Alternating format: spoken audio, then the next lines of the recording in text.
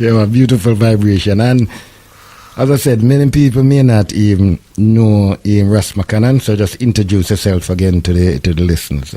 Yeah, so myself, Ras Makonnen, or my full name, Makonnen Sankofa. I'm part of the Luton Black Men Community Group. So I live in Luton. However, I do travel to events in London as well. As a member of the Luton Black Men Community Group, we put on different events throughout the year to try and uplift people in our community. Then one of the main objectives is to develop male leadership skills. So everyone involved in the organisation is males. However, we cater to the whole African family, man, woman and child can all come to our events, but we want to really promote leadership within the black males. So the events that we do, we put on different film screenings, educational screenings, so examples could be Hidden Colours, The Motherland, and various documentaries. We also do different events, so on Saturday we had an event about travelling to Africa.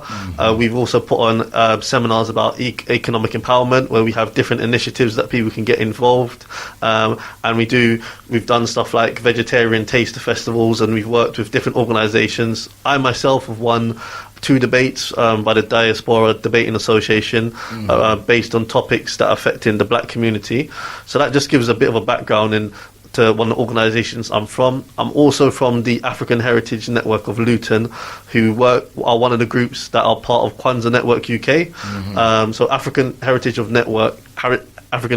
Network of Luton. We put on Kwanzaa events in Luton, and over the last few years we've combined as part of Kwanzaa Network UK to put on Kwanzaa events in London. So 3 years ago we had the 50th anniversary Kwanzaa event, which was very popular. That's an event that we was part of. I myself, prior to that event, I had a video which is a mini documentary clip which went on BBC 3, and I just highlighted exactly what Kwanzaa is and put to bed some of the things that people didn't know, or the misconceptions about Kwanzaa. I've also been, I'm a journalist as well, qualified journalist, so I've also done project with ITV during the EU referendum debate, where I was invited to speak about what I thought about the EU referendum from a perspective of someone from an African heritage organisation. So that gives you a bit of a background into me. My name Makonnen Sankofa, or Ras Makonnen, very, very significant. Makonnen, that is the name of Haile Selassie's father, also the name that Emperor Haile Selassie had before he was crowned Haile Selassie, before he was emperor. He was called Rastafari Makonnen, or Makonnen. And Sankofa, that is from the Akan Ashanti people in Ghana, and that means to go back and find your roots and use what you've learned to prosper and move forward in the future. Rise up to all of that, and here we are now with the rise of Rastafari. You understand, you know, Rise of Rastafari. Wonderful, wonderful book, because it touches on certain things where a lot of us, afraid to really talk about. Yes, you understand, And I was looking through the packet in the pages where you refer to Muta. Yes, so Muta Baruka is really inspired me in this book. My views are very much of the perspective of Muta Baruka, that Rastafari should really go beyond the Bible. In the book, there's a chapter that I dedicate to Muta Baruka at the end, and I also mention him in my acknowledgements page and throughout the Rastafari beyond the Bible. Because my perspective of Rastafari is that the Bible's really held us back, not just in Christianity, also in Rastafari. And we need to understand the context where the Bible came into Rastafari. My validation of Rastafari movement, I do not need the Bible to validate what I think of Haile Selassie. I don't need the Bible to validate my life or myself, my Pan-Africanism. So when I look at the Bible, I understand that it was used at the time. If you look at how the Rastafari was formed in Jamaica during the 1930s, following the coronation of Emperor Haile Selassie, that was a time where we were coming out of slavery. So Africans were taken from the West Africa and brought to Jamaica. Then they were turned into slaves in Jamaica, and during that time they lost their culture, identity, religion. So they'd been brainwashed. Everything been beaten out of them, literally beaten out of them, not just physically but also mentally. And they went through seasoning periods where the slave master used to season them to take the Africanness out of them. So when we look at Rasta when it came in 1930s, that was still under Jamaican colonial period. Now, even though slavery ended,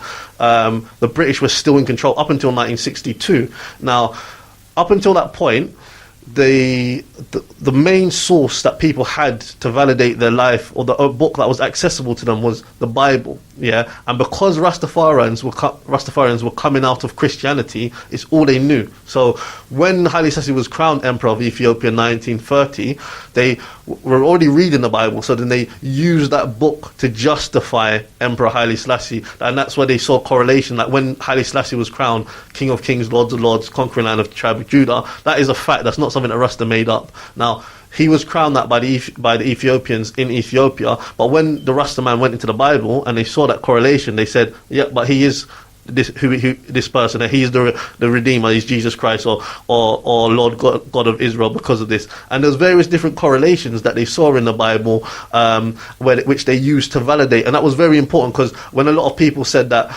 well, why is Haile Selassie who he is, and they used the Bible to justify their stance. What we're really saying is, and I want to point out that it's not been something that all Rastafarians have used. Yeah, so there's always been some Rastas that haven't used the Bible. Leonard Howell himself, in 1935, he wrote a book. And anyone who doesn't know Leonard Howell, I just want to explain. Leonard Howell was one of the first founders of the Rastafari movement. So Leonard Howell, Joseph Hibbert, Robert Hine, and Archibald Dunkley, they were the most known founders of the Rastafari movement. The most prominent one out of them was Leonard Howell. Now, Leonard Howell wrote a book in 1935 called The Promise Key. Now, in The Promise Key, he basically explains various different things. One of it is that black people need to go on and create a new Bible to speak, which is what he's alluding to, is that we need to come out of this King James Bible, and we need to start doing for self. And if you actually look at the original text and what inspired the Rastafari movement, Marcus Garvey, books like the Holy Bibi, the Black Man's Bible, the Royal Scroll of Park Supremacy, and what really inspired the movement was a need for us as African people to reclaim our identity, our culture, and a need for us to go back to Africa and to build a nation, for us to be self-sufficient, rely on ourselves, and to acknowledge divinity within ourselves. Now, when that concept of Haile Selassie, yeah, when I mean acknowledging divinity, what Marcus Garvey was alluding to, and he says in the Philosophies and Opinions of Marcus Garvey, when he talks about the image of God, he was saying that if the white man has created an image of God in his likeness, if other people have created an image of God in their likeness, if we're to worship or acknowledge any kind of hero or martyrs, we have to create our own kind of heroes and martyrs. So that's the concept of Haile Selassie, of seeing that divinity within yourself. It's to say that you see a man who looks like me, that I can look at myself and see God. We are God. We are God within ourselves. And that's what Rastafari is about. It's about finding yourself as an African. Remember, at that time in Jamaica, you couldn't say to most people that they were African. Yeah, even to this day, a lot of people you can't say Jamaica, and how important that was. It was very much they were Caribbean, or even they thought they were British because they had British passports. So that whole concept of acknowledging who we are as a people and seeing our culture and traditions and our history long before slavery, before we were kidnapped and taken to the West here, that is really what Rastafari is about, bringing to the table. So when Garvey was saying that we need to look to Africa to a king to be crowned, and yes, you can say it's questionable whether he pointed to Ethiopia directly, but regardless, it was Ethiopia or Africa. Now, that concept of Pan-Africanism is really what the Rastafari is really all about. It's really what drives it. So what I see in Rastafari is that ones to get either caught up in the validation of Haile Selassie through the biblical perspective. Haile Selassie said himself that he's not God, that we shouldn't worship him. Yeah, Haile Selassie was a Christian. Yeah, now I'm not telling no one to convert to Christianity, but we just need to understand this, and more information has come to the table. Just like I was saying, how at the start, Rastas, they only really had the Bible. Now there's so much different books we can look at now. There's so much different documentaries and information that's available to I now that wasn't available in 1930s and 1940s. Yeah, let's remember as well. Some Rastafarians were very intelligent, like Leonard Howell, and they could write their own book. Some of them as well out there in Jamaica, they couldn't read. Yeah, so they were only following what had been taught to them and what had been reciting Bible verses which had been taught to them. And then you have Rastas who didn't even use the Bible, who just stated it from a natural perspective, natural way of life. And that's very, very important as well. And African spirituality cannot be bound in any one book. That's really what I want to get to make a point in this book. Beautiful, my brethren, because what you're saying is true, because it was a Christian them that was those people were freeing themselves from.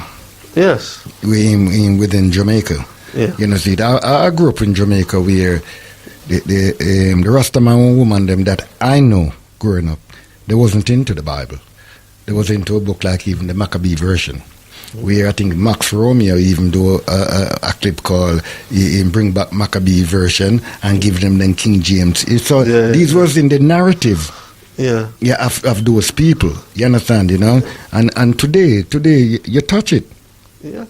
You touch it when I talk about Muta, because when I hear people call themselves Rasta, say then, boy, I mean, I like that Muta there, you know, and I think I realize that he touched the comfort zone.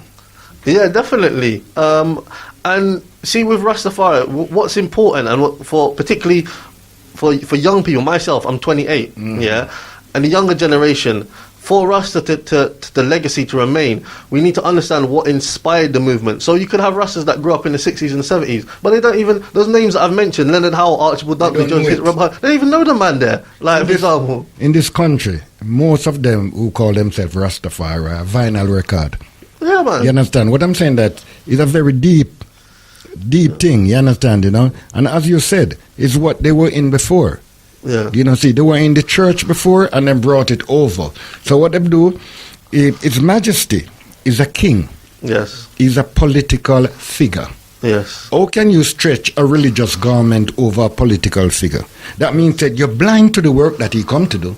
Yes. Because you're in a state of illusion, and this is where all of them were here out there. That's why there's nothing built. Yeah, and attaining to the legacy, when you have, for example, young people, we need to realise as well, because it's very important that with the younger generations now, that obviously people are getting older, that they take on the baton.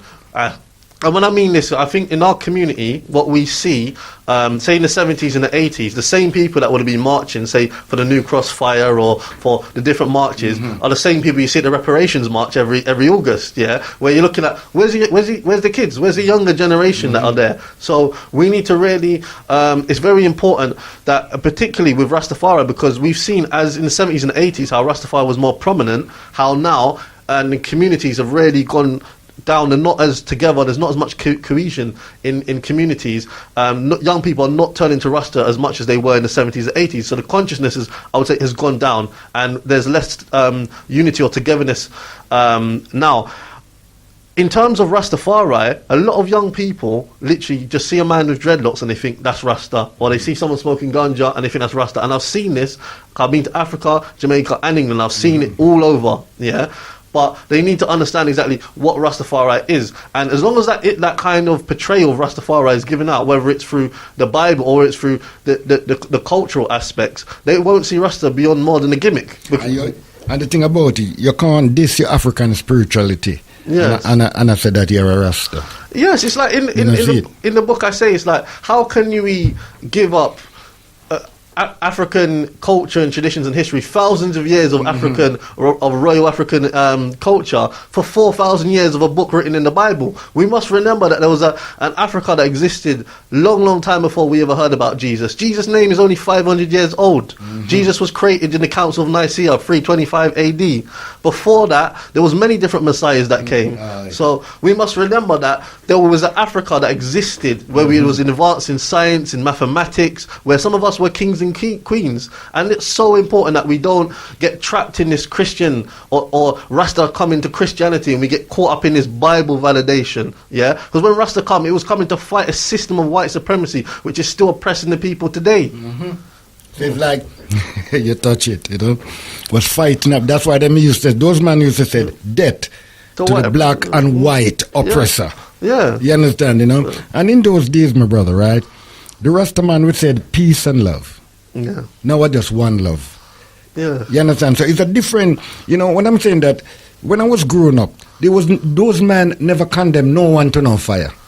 Yeah, and this is the thing when when the Bible come into it, and when you have certain organizations and they say, "Oh, Jesus, Haile Selassie has revealed himself under Jesus Christ," and them kind of foolishness those there. are Christians. And when you look at them things there, it's like this is why you have white people, white Rastas that come into the movement, because they think that because you have an organisation like 12 Tribe, and they'll just be like, oh, it's as long as someone accepts the divinity within His Majesty Haile Selassie, that's it. Yeah, as long as it, and they can only identify Haile Selassie through a biblical perspective, where they can't see all the achievements that Haile Selassie made on his own, void of the Bible, how Haile Selassie modernized Ethiopia, how Haile Selassie helped establish Ethiopia's first airlines, how he built hospitals, how he built schools, how he gave land for black people to come back to, how when he went to Jamaica, he gave them money to build a Jamaica at the Haile Selassie High School, and all of these different works that Haile Selassie did, turning his university into a palace and becoming minister. The palace into university. The palace into university,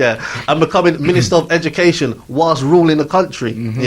Even ones and ones will have different opinions on Nelson Mandela, but when Nelson Mandela was exiled into from South Africa, he went into Ethiopia, and Haile Selassie's military trained Nelson Mandela. They issued him a passport so he could get back in South Africa, and Haile Selassie gave him a handgun with the intent to take down the apartheid regime. Haile Selassie helped establish the Organisation of African Unity, and we had African Liberation Day, May the 25th, just a couple of days ago gone. So these are all the significant achievements, and anywhere Haile Selassie went to, he was greeted with a warm reception, and even the Queen of England had to bow to him. It's what you just say is true, you see it, all of those things, Yeah, it's facts. It's true, but a lot of them doesn't see it from that perspective. You see it. If it doesn't understand a political figure, then you wouldn't even understand the work that he's doing. Because what they have done, they have shut down the work, When you put a religious thing over a political figure, because nothing done religiously. If you look out there, everything done politically. You understand? But a lot of them today would say that, well, I mean, the politics, But I mean, the illusion. You understand? They want to come to you with the same Catholic concept. It's a Catholic concept. It's not an African concept. Yes, definitely. So that is why I have to say, no, that's not Rastafari. You understand? This is the same colonial addiction. Like, even, I'm going to go into the concept of, even say you look at like the liberty, whether it's the dreadlocks, and I want to say the so-called liberty, because listen, I'm not into the liberty of Rastafari. I'm into the Pan-African aspect. I don't want a liberty. It's what you're doing with that liberty. So whether a man has locks, whatever he eats, or whether he smokes ganja or not, for example, what is he doing for the upliftment of other African people? What's he doing in the community? Is he building anything tangible that we can see developments, for example? So a man should be judged on the works that he does, not on how long his hair is. And if you look at the founding fathers of the Rastafari movement, they didn't have dreadlocks. Dreadlocks didn't come into Rastafari. We know it existed in Africa from a long time, through the pharaohs and other people in Africa. But in terms of how the dreadlocks come into the Rastafari movement, it didn't come until the mid-50s, and it came in when the Mau Mau warriors were fighting against the British, and then they saw images of the Mau Mau warriors who were fighting the British, and then a lot of Rastafarians adopted the dreadlocks. But even up through to a lot of the 60s, a lot of Rastafarians did have dreadlocks, and the most important people in the Rastafari movement is Marcus Garvey, Haile Selassie, and Leonard Howe, And they're the three most important people in Rastafari. None of them had dreadlocks. If you actually look at Haile Selassie, Garvey and Howe, they were all very well dressed, they were very sharp. Haile Selassie was an immaculate dresser, very well groomed gentleman. The first Rastas, they actually used to have beards because they used to emulate Haile Selassie himself. So why is it Rasta now, for example, is not shaving himself and has got their dreadlocks down to the legs and them thing there? So Leonard Howe, he must be turning over in his grave. He must be turning over in his grave. You said that dress come from a long way. You understand? It's because of the colonial, what I said, the colonial influence and chaos that those people go through. You understand? When them decide, because some of them decide said until we reach our liberation. We remove this. Like when the Mau was saying. Yes. So with also there's the lots coming through the Bible perspective. Now that's another way that a lot of Rastas they use the lots in the Bible perspective. Now I just want to be clear that I'm not diminishing and I'm not downgrading the significance of the locks, because I understand the significance of it in terms of at a point where a lot of Africans, they didn't like they wanted like European hair, and even to this day we see a lot of Africans that go on and they want European hair. So I see the significance of it being an African a hairstyle which is in our natural state. It's an order. And also I understand, for example, when they were fighting the war, the Mama warriors, and they didn't want to cut their locks until they wanted to get freedom. But for when that becomes like the main aspect of a lot of one's liberty, just like the Ital food which came later on, and you negate the Pan-African perspective, or you negate the African, the culture and our traditions, and you don't understand Rastafari in terms of what is meant in terms of finding oneself and reclaiming Africa. That's the issue that I have, and a lot of ones, particularly youngsters, can't see Rasta other than people in dreadlocks or people that are vegan or smoking weed. So this is what I'm trying to say, how the dreadlocks thing, it's whether a man has dreadlocks or not, it's really the works that a man is doing, and that's why I highlighted until the mid-50s the dreadlocks wasn't as prominent. Even say the Ital food, and if I go back to the Promise Key, which was written by Leonard Percival Howell, there's no mention of dreadlocks, Ital food or smoking ganja in that book. and these are the things. Haile Selassie himself, in his autobiography, his favourite food, he says his favourite food was chicken. So if ones are going to say look at the teachings of His Majesty, it's a total contradiction, that liberty against Haile Selassie. So you need to choose whether you're going to follow Jesus or follow the Bible and its way of life, or you're going to follow what Haile Selassie is doing or follow what Marcus Garvey is doing. You can't have both. And that's the whole thing. If you're learning some form of, if you're an apprentice, and you're learning some form of a trade, you pay attention to the tools and the trade that you're supposed to do. But sometimes we gaze and we're gone into a personality complex. And we must realize and understand new information. When new information comes, and reinterpretations need to come about, because more information is provided. The Bible doesn't allow a lot of times new interpretation. So the Bible was a book set for certain people that were living in a primitive time. That is not relevant to our time. The people that were believing in the Bible, they thought that Jesus was going to come back in their time anyway. And all of these kind of stories in there about man speaking to a burning bush, and man living in a well, and Moses Moses reporting about his own death, and Moses speaking in front of a mic to thousands of people without no microphone, and all of these kind of mad stories that are in the Bible that we don't see happen today. How is it we don't see these things happen today? Well, you're going to realize that the Bible is a manual for European. See it, that was commissioned by King James. I think that book did finish in 1611, complete in 1611, and by 1620 they have it to sail on the Mayflower.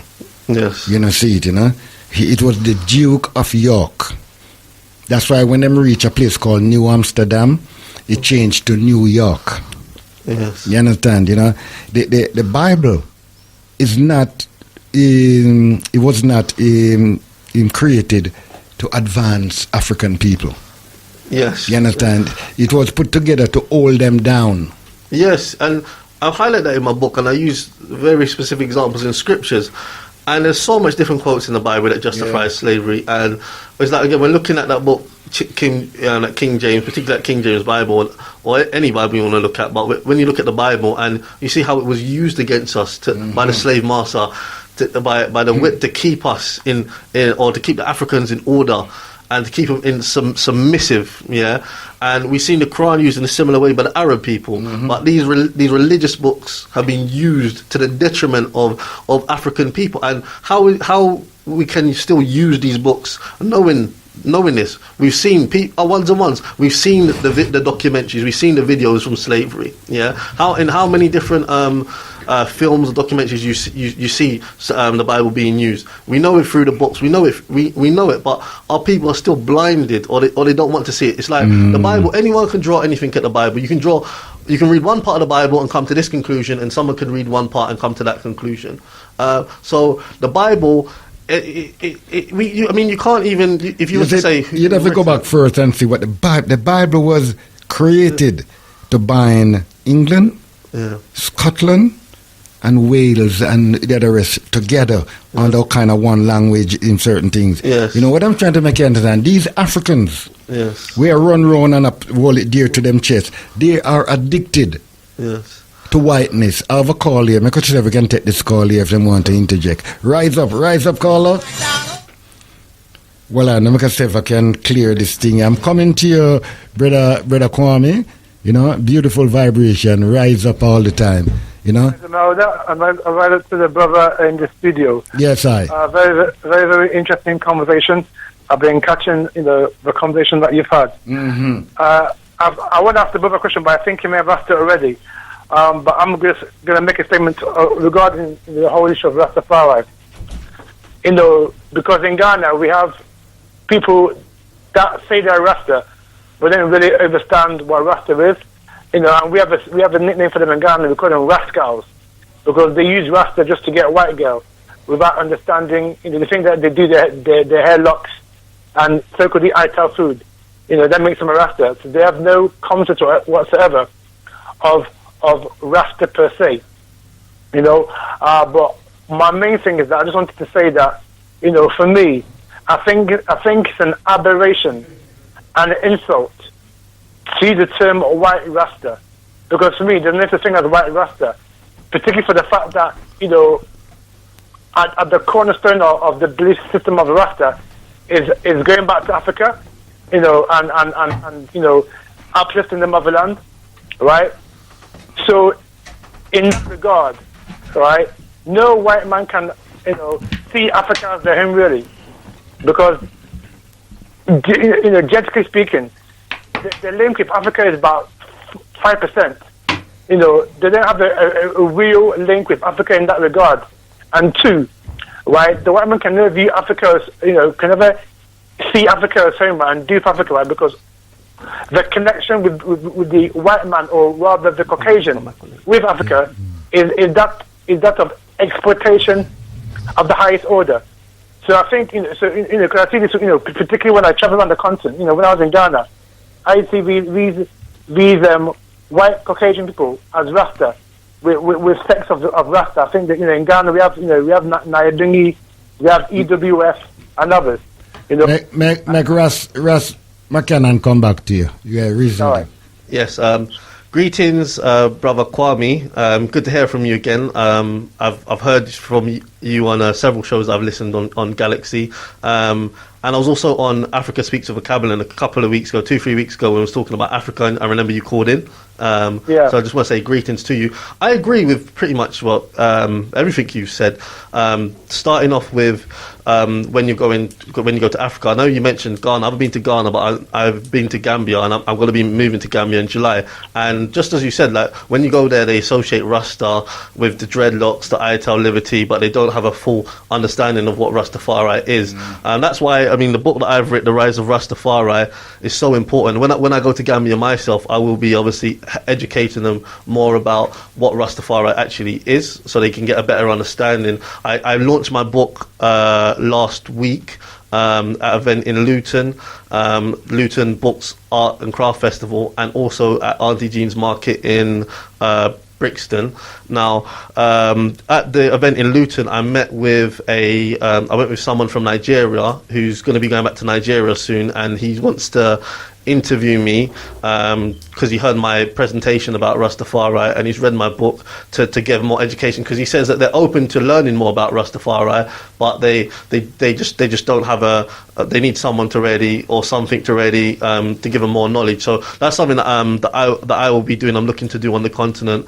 The second part of what you said, I agree with you totally as well. As far as I'm concerned, there's no such thing as white Rastas or white Rastafarians. I'm just using that so that it's something that people can understand what I'm alluding to.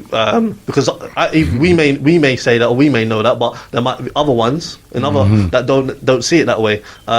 So yes, because to be a Rastafarian or to be a Pan-African, the first part of to be a Pan-African, you have to be an African. Like so that takes them out straight away.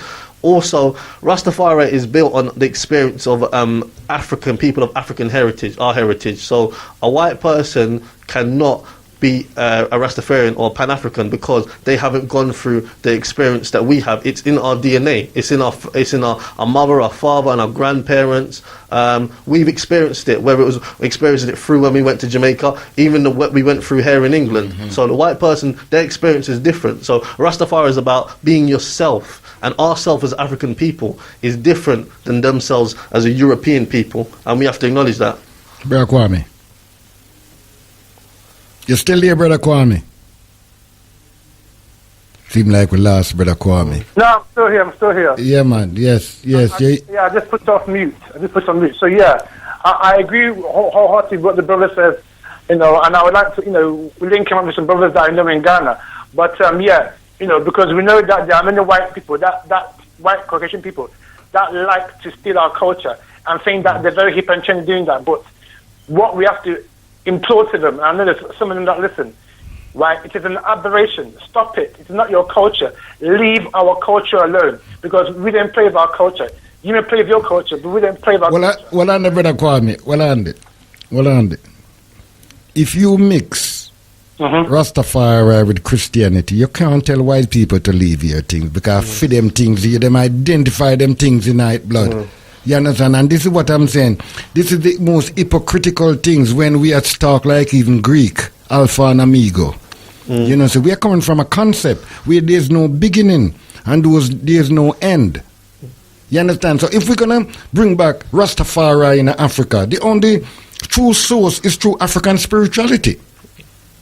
You could never go back to Africa as no Christian, no Rasta and them kind of thing there. You don't see it. These are the things them. These are the things them that is causing the whole problem, because they're on a slavery narrative. See. That's right. So I just want to commend the brother for his work and his approach and what he's doing for the content. And like I say, I'm sure one day we'll link in the motherland. Give thanks. Rise up, Brother Kwame. Yes. I just wanted to say, if anyone wants a copy of my book, The Rise of Rastafari, give details, that you can get yourself a copy. It's on eBay. So if you go on eBay and search The Rise of Rastafari, put The Rise of Rastafari in the search, and it will come up, and you can purchase a copy. If you would like to get a copy from me directly, I do live in Luton, but I do travel to London sometimes as well. You can call me on 079 43 178 117. That is 079 43 178 117. I'm also going to be next at the Reggae, the Rhythm of Life, the Reggae exhibition, which is going to be held at the Chestnut Community Centre. That is going to be next Saturday and Sunday. I will be there with a stall selling my book, The Rise of Rastafari, at both events. That is next Saturday and Sunday at the Chestnut Community Centre, 280 St Anne's Road, London, N155BN. Yeah, man, beautiful vibration. And rise up, Rise up for the book, because what it do, it's like you open Pandora box, wide open, where, as I said, a lot of young people, and I find that young people is open up to change. Yeah, it's like, young people, and even if you listen to my presentation, I know you listened to when I was on Empress, I know it showed the other day, and a lot of ones have given positive, whenever I've done presentations, etc., they've given positive feedback, and you notice when I talk, or in my book or presentation, I give no reference to the Bible as a reference point. I might say that certain Rastas have done just to acknowledge them, but I don't use it as my point. Rastafari, if it is to survive and stay as how it was intended to be, is not going to survive if our heads are continuously embedded in Judeo-Christianity. It won't survive in Christianity, because young people don't want to hear about King James Bible. They don't want to read Proverbs. They want nothing to do about Jesus Christ coming back in Haile Selassie. It's just not going to appeal to them. And regardless of whether you're Rastafarian or not, we all have to acknowledge the contributions that Rastafari has made to the African liberation struggle. Many of us would not have known the name of Marcus Garvey if it wasn't for Rastafari. The influence of Rastafari in birthing really reggae music. Well, you said the thing about it, right? I know many true Rastaman who even pay some of these long ear men to go and sing the music. Because some of them was not Rastafari. What I'm trying to make people understand that I hear people coming to tell me about, a Rasta now is now in Parliament, and I said, no, that's not a Rasta. You know, Rasta not join these things, blood, and this is what we don't fully. We're not giving credit. To the validation and the honesty of a set of people. You understand? Who say death to black and white oppressor. And what I want the elders to realize as well is that, you see, a lot of the Rastas that came out in, say, the 70s, 80s generation, I'll say more second generation Rastafarians, and I refer to like the 30s or 40s as the first generation, in turning how and the early followers, is that the second gen, which came particularly in England, which could rise up in the 60s and the 70s, they were different than the first generation of Rastas in the 30s and the 40s. As I mentioned, whether their liberty was different and what their focus was on. Leonard Howell, I'll give you an example. He was focused on, he led by example. So he built Pinnacle in 1941, and Pinnacle was one of the most self-sufficient economic communities in Jamaica. This is a man who used to go and give money to the poor people, in the streets of Jamaica. So this is not the stories that we hear about Rastafari. The stories we're hearing about is Ital liberty and dreadlocks and ganja and all them thing there. So what we need to understand is that if Rastafari is to continue and to be true to what it is and to attract youths as well, then we need to go back and highlight what inspired the movement originally, the Pan-African teachings of people like Marcus Garvey, Leonard Howell, and we need to really reclaim our African identity, because that's what Rastafari was about. It was about reclaiming ourselves, because we'd been, or I was going to say we'd been, because we're still in a Eurocentric identity, most of us, even ones that think we're liberated. So it's about reclaiming our African heritage and our African identity, which we lost. What I've mentioned and the presentations that I've done before, and the feedback I'm getting, that's what's going to attract the young people to Rastafari. The fact that we need to be self-sufficient, and when they see development, when they see people like yourselves and others going back to Gambia and building things there, when they see things like the joyride cars, when they see the hyperlink, the schools developing there from people like Kush and other brethren there that are doing great works. When they see Patrick Augustus and them doing the schools and when they see ones like I know, when I go back there and if I help with business and I help the local people in this way, that's what's going to attract them to Rastafari. Tangible things that they can see what Rasta is doing. It's not, they're not going to get attracted by the Bible. They're not going to get attracted by, although they might get attracted by dreadlocks and item food, but that's not what makes someone a Rasta, because you can have dreadlocks and not be a Rasta. You can be a vegetarian and not be a Rasta. You can smoke ganja and not be a Rasta. But it's the things, the principles of Rasta, the Pan-African, the need for us to uplift the African people, to be uplifted, whether it's culturally, politically, economically and spiritually, for us to be self-sufficient, to build a nation, to repatriate to Africa, to acknowledge any kind of divinity within ourselves. These are the things which is what the basis of Rastafari is, and what's core to Rastafari. But a lot of Rastas lost its way. Even a lot of Rastas who grew up in the 60s and 70s. You can't, anytime to me, I hear a lot of these people come out and say, boy, the father soon coming on. And I said, no, that's not Rastafari blood. No. That's slavery. Yes, Judo-Christianity. That's slavery. You know, it's the last day with the part. I said, that's why you don't build nothing. Yeah. You don't build nothing for the future. Yeah. Because you said the world soon come to an end. Yeah. What's the point of me working now? Because my reward is in heaven after you're dead. So it's a Christian thing. And you have man talk about when you go dead, you go to Zion and I'm foolishness. You understand what I'm saying? Yeah. Let's build now. Africa is our home, is our ancestral homeland. Wouldn't it be great if all of that energy that we, instead of concentrating about a life which we're not going to live, if we just went on and making life better for ourselves today, we wouldn't be in this problem. If all that concentration that Rasta puts on with their Ital diet, with their growing their hair in dreadlocks, with the ganja, with the Bible, if they put that towards building, nation building, to being self-sufficient, like the ones like Leonard Howe and the first Rastas were doing, like examples like Marcus Garvey were doing. Marcus Garvey set up the Universal Negro Improvement Association. Black people from the whole diaspora and on the continent, millions of people in his organization. So he had businesses, he bought the Negro World newspaper, he had his printing company, he had a doll factory. They were he was showing black people to be economically independent. The Black Star Line with the intention to go back to Africa. This is what Rastafari is about. No, it's serious thing, brethren. It's serious things. And those one in the Caribbean, they were doing things. You want to see the craft and things them that they build.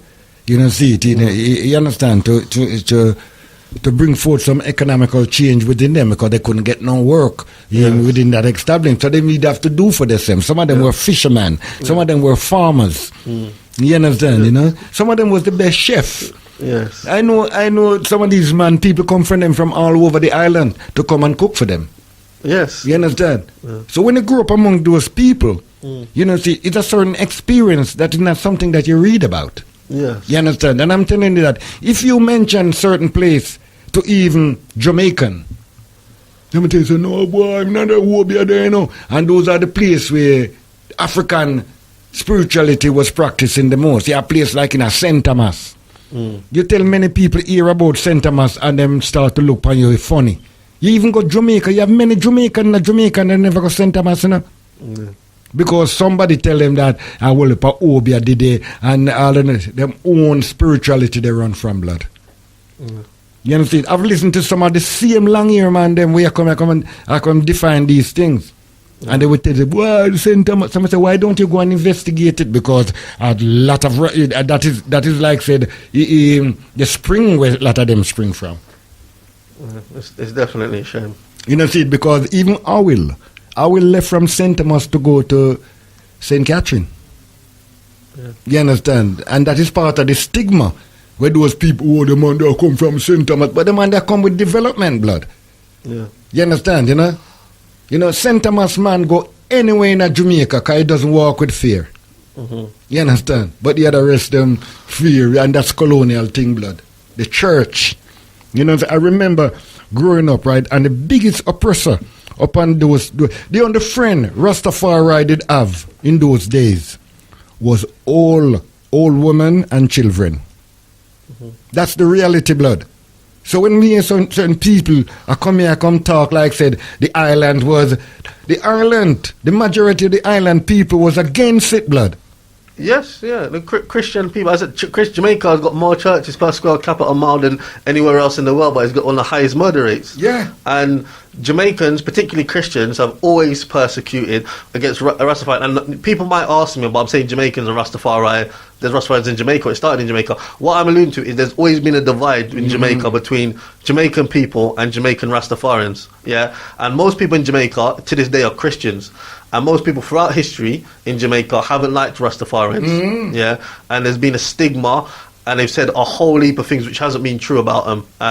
Wicked things about them mad and a black-hearted and evil and all of them kind of things, which isn't true. And the persecution that Rastafarians has faced, even up to today, where you're just going around and they get their locks cut off, or you look at the Coral Gardens massacre, where the Prime Minister at the time, I'm not going to say Sir, I'm going to say Alexander Bustamante, where he issued a verdict. He was a lone shark, you know. Yeah, bring our Rasta dead or alive. You know, see it, you know, it's all a trick, blood, you know. We have a call here. Sister Anita, rise up. Rise up, my brother, and rise up the Galaxy family. Yes. My brother, you could not say a true word.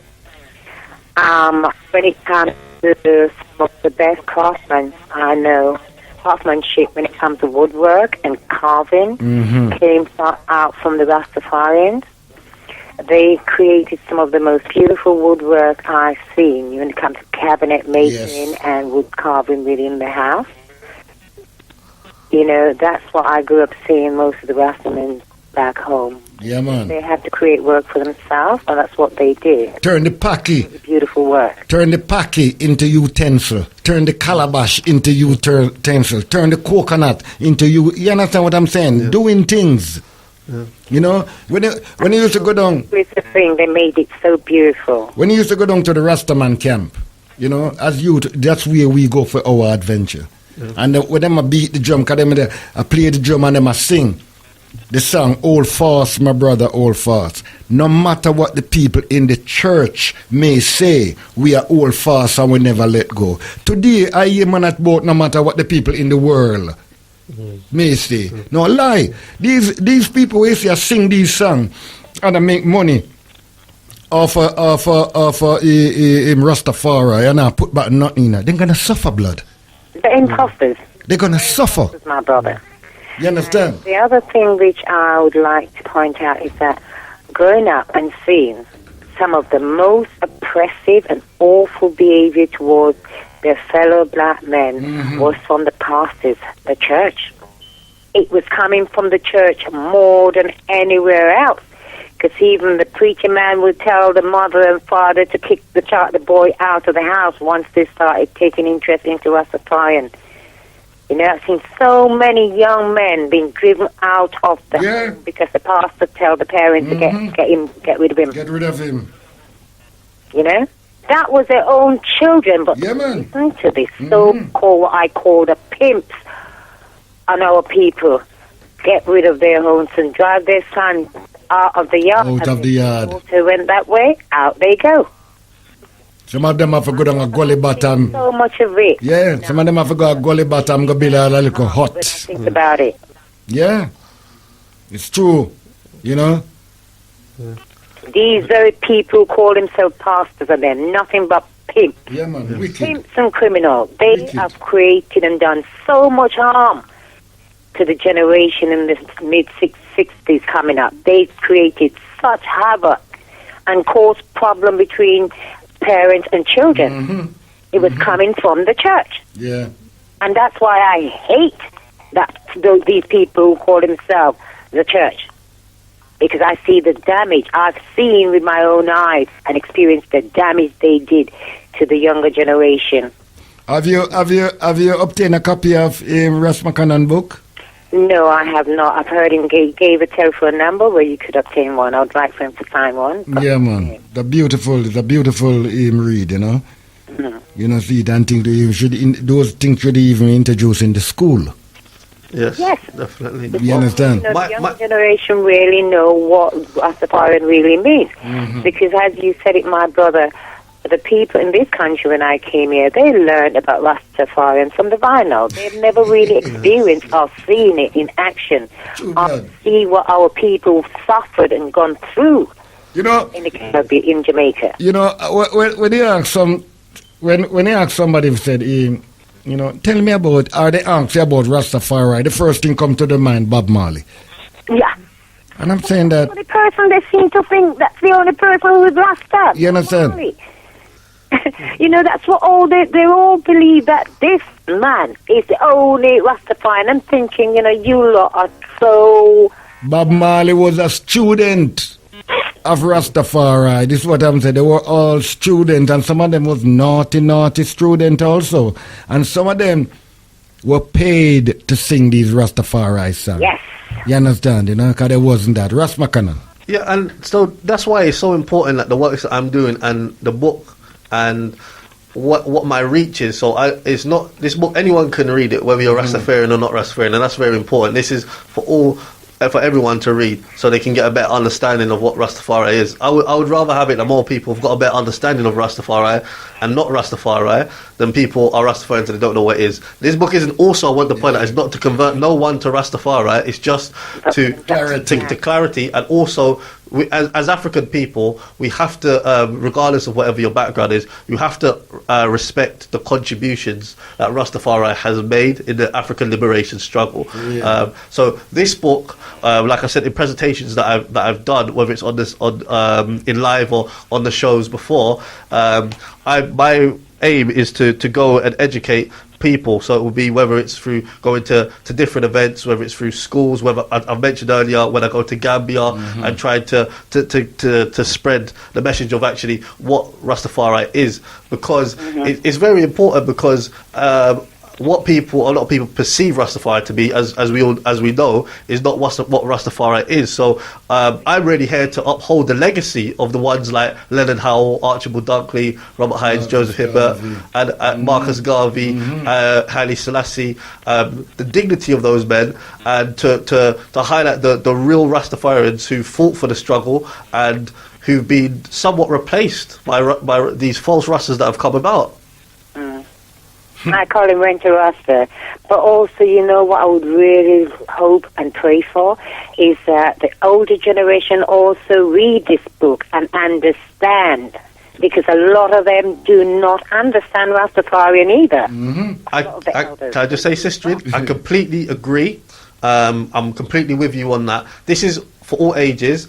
The reason I said particularly youngsters is because a lot of elder generations, they're very stuck in, I don't want to say not everyone, but because there's some elders that are open, but then there's some of the elder generation, they're very stuck in their ways. And when you try to educate them and show them new things, even like the INI has been trying to do with a brethren a few days ago that I was speaking to, when you try to show them certain things, they think that they know it all. And they're so close-minded, particularly when it comes on to the Bible. It's like, you would use your brain, and I said to this man when I was reading, I was like, you seem to celebrate, you talk about African history, that and the other. Why is it in my head, why is it you throw away your brain when it comes to the Bible? Yeah. It's like you throw away that half of the Bible. You wouldn't do that, and it was in another situation in your day-to-day life. So a lot of the elders, they're very particular, and elders in Rastafari, they're stuck in the ways where they've just grown up in this lifestyle, whether it's validating Haile Selassie through the Bible or the liberty, the culture elements, and they can't come out of it, or they can't not even come out, they can't understand anything different. And it's like, if you come as a young person and you try and educate them and show them certain things, it's like, well, what do you know, because I've been around since this time and that time, and they don't understand is what they were doing were different than what even the original Rastafarians were doing. You know what they have, because you can go there and you can buy essence. Yeah, make a drink and you want to put some banana essence in it to flavor it up. What they have is an essence of Rastafari. Yeah. Because it's a Christian.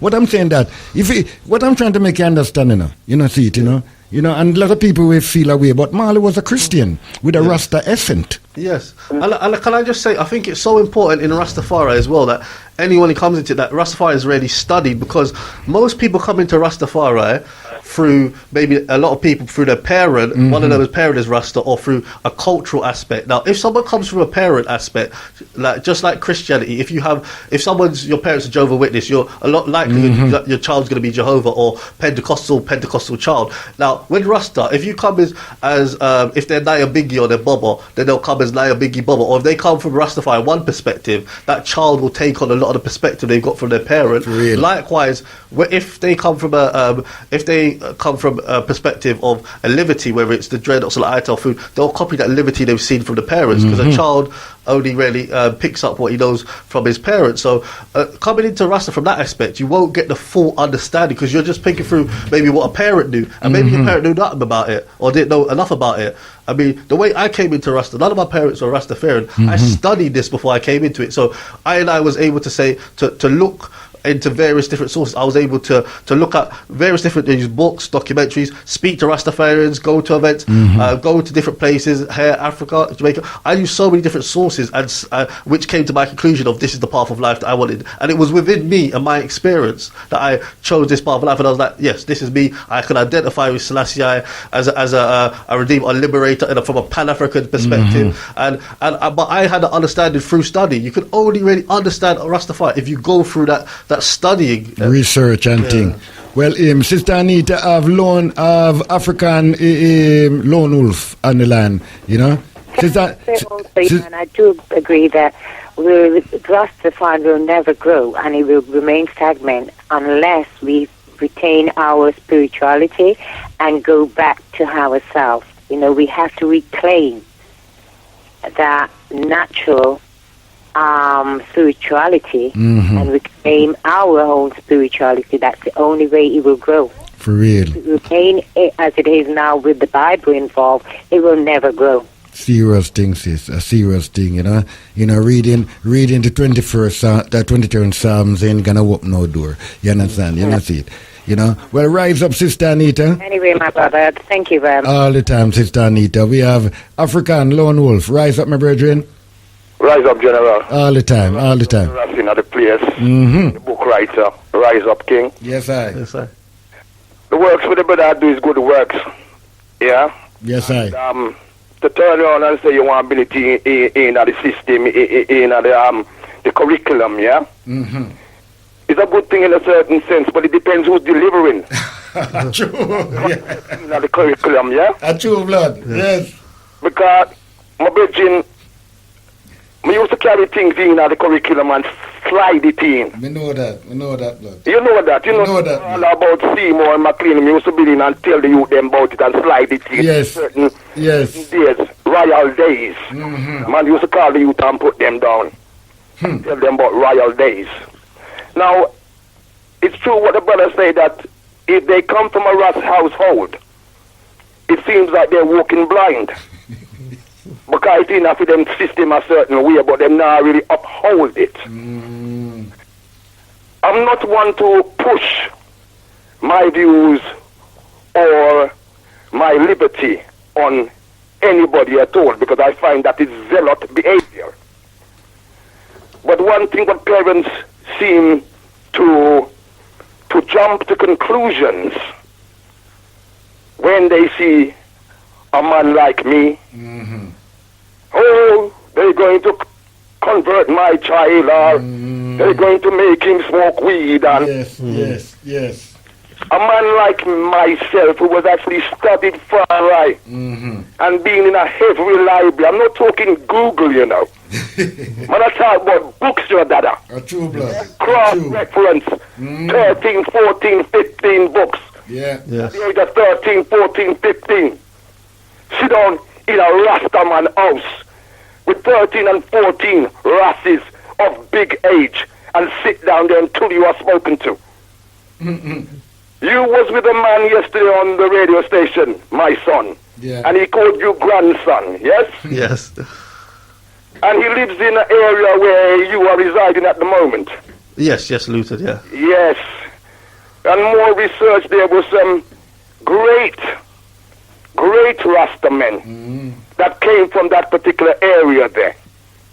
The likes of Herschel, Joe Bedford, Ricky, and the mighty Genesis Kush, who was one of the earliest teachers of far right in such a place, because you are talking to one of his students. And I would not call that man a vinyl Ras, because he has been around the world. Yeah, man. Yeah? And he has had his hardships like everybody else. The late... And nobody knows his story. The late DC. Remember them man there? Yes, Dada. Oh, yeah. Now you are known by the works that you try and achieve. Yes, sir. Yes. Yeah? Now if you put in the work, and you really put in the work, and the work is for the nation, not for one's ego, not for one's false pride, but for the ones that are coming up. And even General, you sit down with some of them where you can burn them and call them vinyl rats. Because they're not defending True blood. anything whatsoever. True blood. And you stood in the dock. When I looked up from the gallery, I didn't see none of them turn up there with you. You hear what I'm saying? So enough of them is more talk. But this is the real thing, what you are talking to. True blood. From the age of 12 and 13. This is not Google. Yes? This is not Google search, you know. This is library, when there used to be library and books and books and books. Now, my brethren, it's a great thing what you do. Don't get me wrong. It's a great thing what you do. And it's the truth. It's very, very hard to get the new generation to step in the shoes of the ones who carried the covenant. Because it's very hard to carry the covenant and be rejected. Have your best brethren's mother fling stone after you. Yeah? You're not allowed in certain places. Yeah? Those who are lighter than you, who don't carry the covenant, walk in and you are at the door. And then you get strength. You realize, yeah, when no bones are provided. No dog invited. And they shall be retreated. I Gather strength. So my brother, it's about the living of it really. And I am 56 now. And from the age of 12, I read the books them about it. I'm trying to walk in the light and to use the king's justice in the right way. Great work I do. But more of us need to get our younger generation to understand the work that is needed to be done. True blood. Yes. It's not just a flashy head style to go draw two pum-pum. You know what I mean? It's not, well, I'm an elder and I've got this, so you might have to listen to me. No, it don't work like Prove yourself. Them old rasses, I call them old dogs. Yeah? Because they can't do new tricks. Do you understand me? All they can do is roll on their belly and make a girl tickle them. Yeah?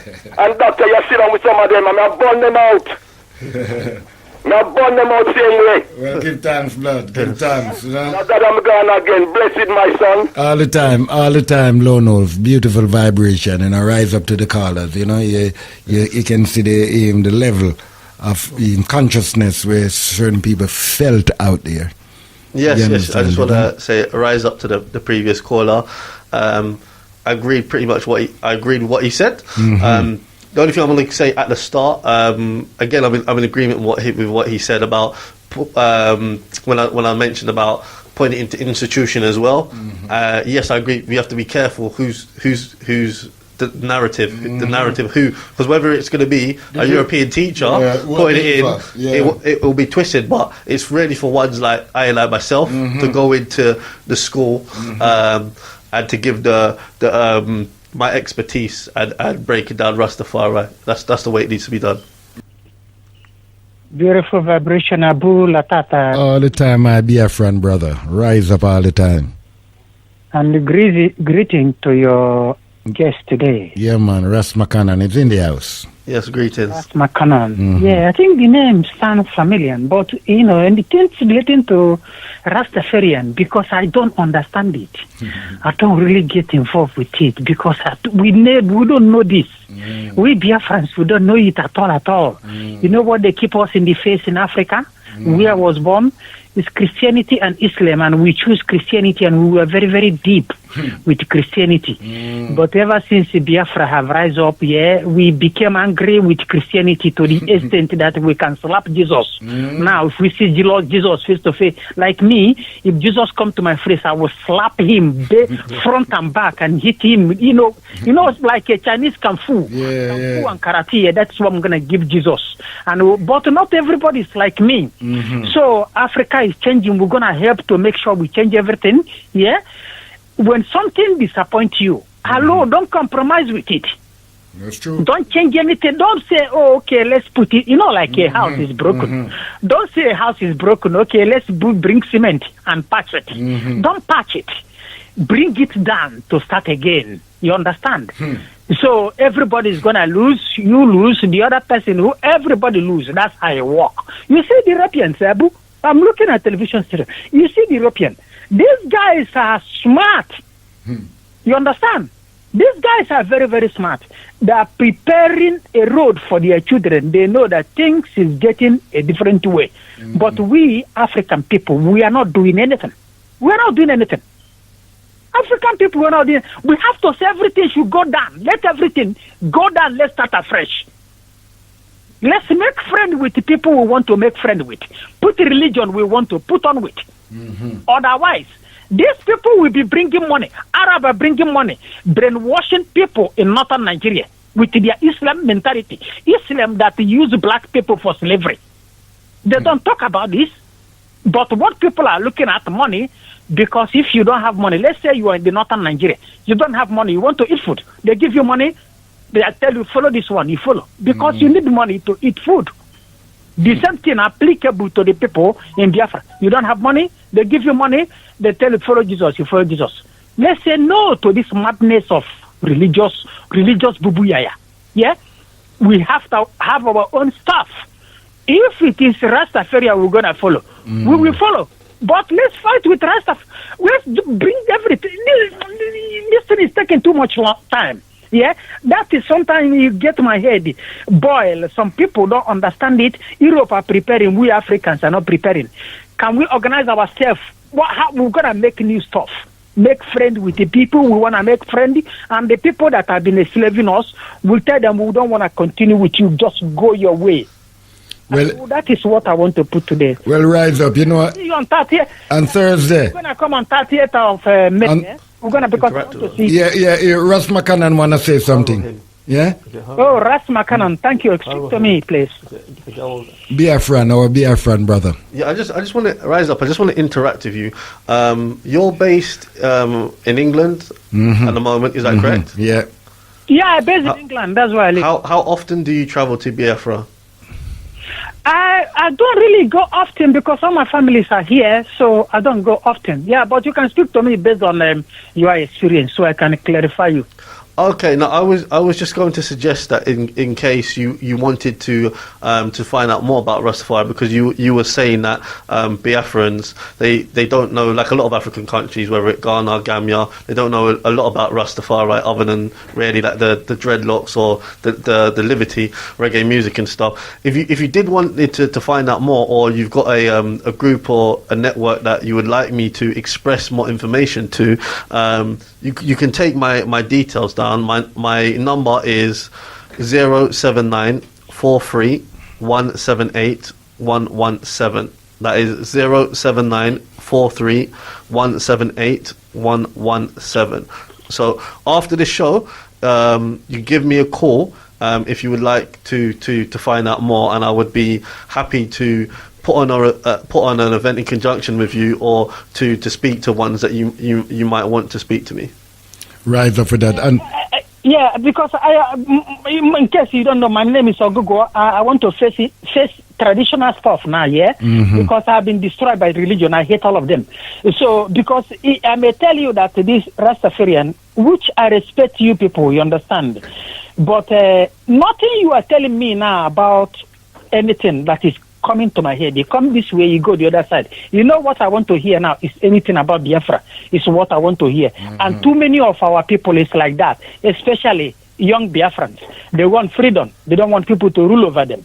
But I promise you that you organize yourself. If you want to get supporters, you will get supporters. But once we get our Biafra, because Christianity, I want to make sure we fight to push this religion out of our side, because they have destroyed us for a very long time.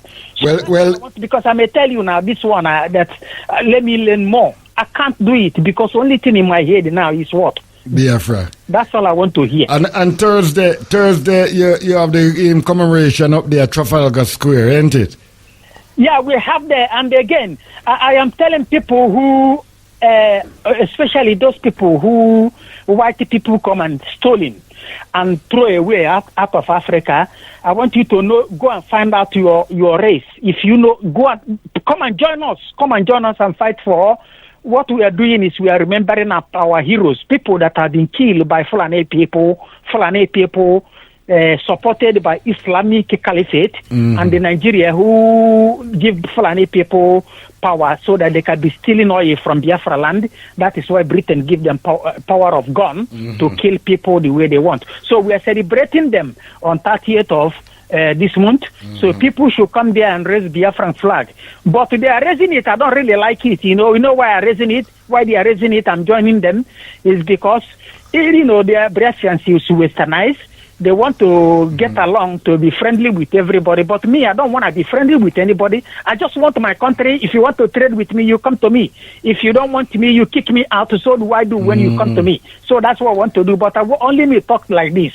All the Biafrans want to get along. Along with everybody. So that is it. Rise up for that, my brethren. Rise up for that, and thank you. Rise up. The Biafran people, they must know that they are Africans. And the only thing can free them is their own African spirituality. Yes. You understand? It's a serious thing.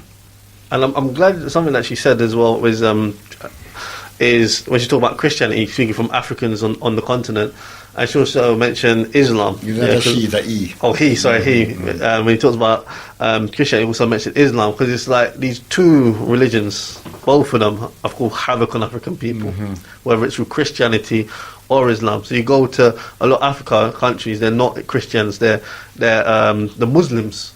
But then we know for the Arab slave trade, and the influence of Islam Yeah, in terms of Muslims, in terms of on the continent, they, again, similar to what you said, is like people are too busy praying 5 times a day, yeah, instead of trying to empower themselves. And go situations like when I look at Gambia and a girlfriend that I was seeing at the time, and her car broke down, yeah, and I contributed a little bit of money to help fix the car, and she was like, "Oh well, thank God for this." And I was like, "It's not God that give you the money to fix the car. That your car that broke down is me." So don't insult me. Thank God. It's like a man go out to work, and whether it's Allah, Jesus, any that concept of God, and then you praise God, right, where a man has done or a woman has done hard work to provide for her family.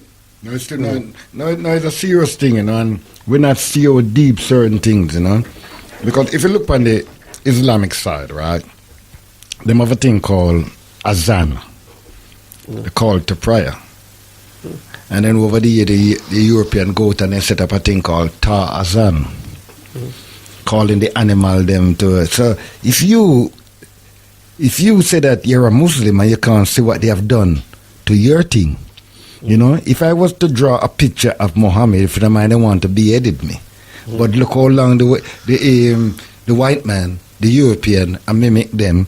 So when I look on it, I realize that they're both in the same bed. Yes. They're both in the same bed. And when I look on it and you talk about Islam have 72 different sects. And on the 2 you hear them talk about is Shiite and Sunni. You understand? So then just put in a certain way and you get confused with the whole thing. You understand? But there's other Islamic sect. Out there we have them African principle within it. You understand? When they go place like Senegal, Togo and all of them things, most people from Togo doesn't go to Saudi Arabia for no Hajj. Because they say that's not no African thing that there. So a lot of them, they doesn't know deep on certain things, blood. Remember, you know, it was an African that take off the head of General Gordon in Sudan, you know. They called him the Mahdi. He was a Sufi. You understand? That's why he mixed him African spirituality within his Islamic thing. Yeah. You understand? You know, see, so first, I am an African, but the tool I use is this. Yes. You know, and this is the confusion, blood. This is the confusion. And I think that's very important what you said with the tool that you used. And when we look at, say, the Bible or the Quran, and we see these are really tools that have been used, and that's what religion is about. Is really mind control, and depending on where you live will depend on what religion you are. So religion's really a deification of a culture, yeah. So that your experience and is also based. So your religion's based on your experience. Now, because most of us were born in the Western world. Yeah, which is European, and the Europeans, they use Christianity, the Bible, to colonize, to invade, and they used it as their religion. We have taken that. Well, I'm not saying me, but our people have taken that on board as their religion. Now, if they was born in, say, China. They'd probably be Buddhist, or if they was born in parts of India, they might be a Hindu. So religion very much has a part to do of where you're born.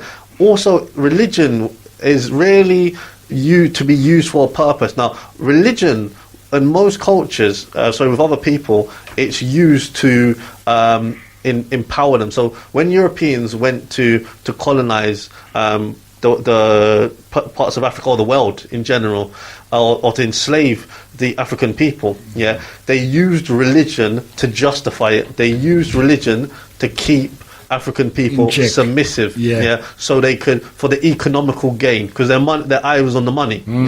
When they went into Africa, like place like Belgium, King Leopold, which is who is the Hitler, basically, who's just like he probably asked me even worse, and a massacre of 10 million Africans in the Congo. And in the Congo, and they used to make Africans in the Congo collect rubber, and used to cut off their hands if they didn't meet the quota, and then take the women and keep them into slavery while the men went out to work. And all the kinds of atrocities. But they sent the Europeans. They sent Christian missionaries into these places. Yeah, that's what they do. And they sent it to justify or to what they say, quote unquote, civilize the people. There was no Oros in Africa until the missionary come. Yeah, you understand. We have a caller here. Maybe we take this caller. Rise up, caller. Yes, Dr. Aboo It's Sunny calling from Botswana. Oh, rise up, my sister, Empress from Botswana. Honey. Beautiful. Yes, I started listening, I think just the last 30 minutes, and it's a really great subject. Mm-hmm.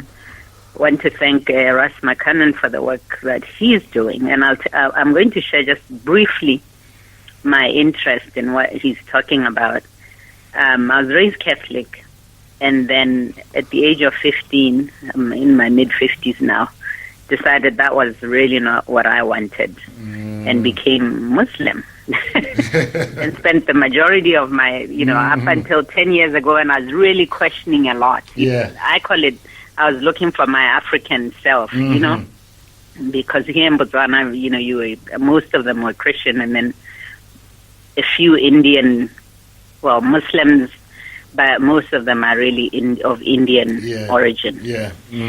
So I think about 4 years ago, I said, you know what, let me just find out what, Rastafari is all about, Rastafari. Maybe I ought to look at least read about it, get informed, because I wasn't involved in anything at that point. I was happy with what I was doing, which was no longer going to the mosque, because the discrimination that we were experiencing in the U.S. in Botswana was bad, because that's when I converted. The Indians were just really, really terrible towards Africans, and then when I got to the U.S., it was everybody else, Arabs and whoever else, including Pakistanis, Indians, but they would even want to separate us in those mosques. I think this is so important for our people to understand that, unless we're with our people and doing things the African way, we're going to continue running into these discriminatory groups. True. Because they still don't want us. The only reason our people continue is because they find a way of separate. There'll be Christians like in the U.S., but on Sundays they talk about how in the United States, which is where I lived for over 30 years until I came back last year, August, that's the most that the country is divided up is on Sundays, because they don't attend the same churches typically. Everybody's in their own church, yes. Young. So in the U.S., then, you've got the Nation of Islam, I think, is really something that's closer to African people, because what they did was really get the best out of Christianity and Islam, Honorable Elijah Muhammad, and kind of combine them to really try and get our people to be more independent and do for self. And, of course, he was a follower of Honorable Marcus Mosiah Garvey. And so his influence. A lot of change taking place in that now, because them are linked up with Scientology now. So I know. He ended actually, Louis Farrakhan is the one, when I was still in the U.S. a few years ago, actually, it's been a while. He started getting involved. In fact, they say he sold the nation off to the Scientology. I mean, it's no longer there, because then he also started including white people in their temple. And the reason I'm coming to this subject is because, with Rastafari, I started reading, somebody recommended, or somebody I'd met years ago who had come to Botswana as a young person because they wanted the connection with Africa. And this person was raised Rasta by his family, grew up in the UK and ended up in the US.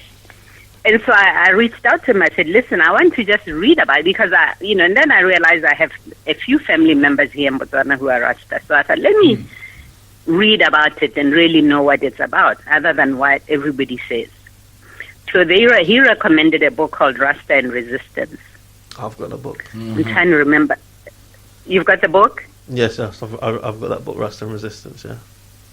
Yes, and I really enjoyed it. Started reading it and I thought, this is them, because our people are spiritual people. And, unless we start offering them an alternative, they're not leaving Christianity, they're not leaving Islam, they're not leaving any of those. They need African spirituality is the number one goal. Yeah. But I think you know, like I said, I think we need to be open-minded because Rastafari movement they've been involved with African liberation probably longer than anybody else. And I think we can't just decide that, you know, we're going to disregard them or disrespect or not consider what they have to say. You see? So I started reading it. Then I decided to start going to different events in Kentucky. I lived in Kentucky. And just to be, because I thought, I don't like to read something and not experience being around the people. Yeah. But this is what really dawned on me, is how much the Bible was being used. And this is the thing that was really painful, because, you know, I started to feel like this sounds really good, because, but then as soon as the Bible was being quoted everywhere, I thought, there's no way I will ever go back to the Bible. I mean, that's out, you see? And so I just couldn't. But then the thing that disappointed me the most was how many white people were part of the community. And you know what happened in the U.S. as soon as Trump was elected? I was still over there.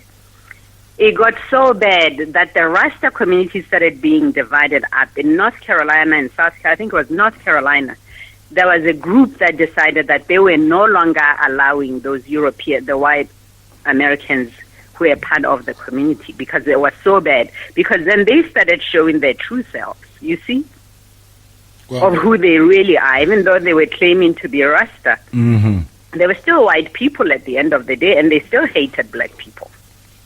And so, you know, there were some communities, I understand, that end up saying, you know what, you and I. So I wanted Ras Makonnen to just touch. I would like to hear more about the integration aspect of Rastafari that I started seeing, because that's what really put me off. I thought, you know what, I cannot be around so many white people. All right, go on, Ras Makonnen. Okay, rise up, listener. I did touch on it earlier, but I know you tuned into the show later. My views is that there's no such thing as a white Rastafarian. First of all, Rastafari is a Pan-African movement, and Rastafarians were Pan-African, and to be a Pan-African, you need to be an African. Yeah.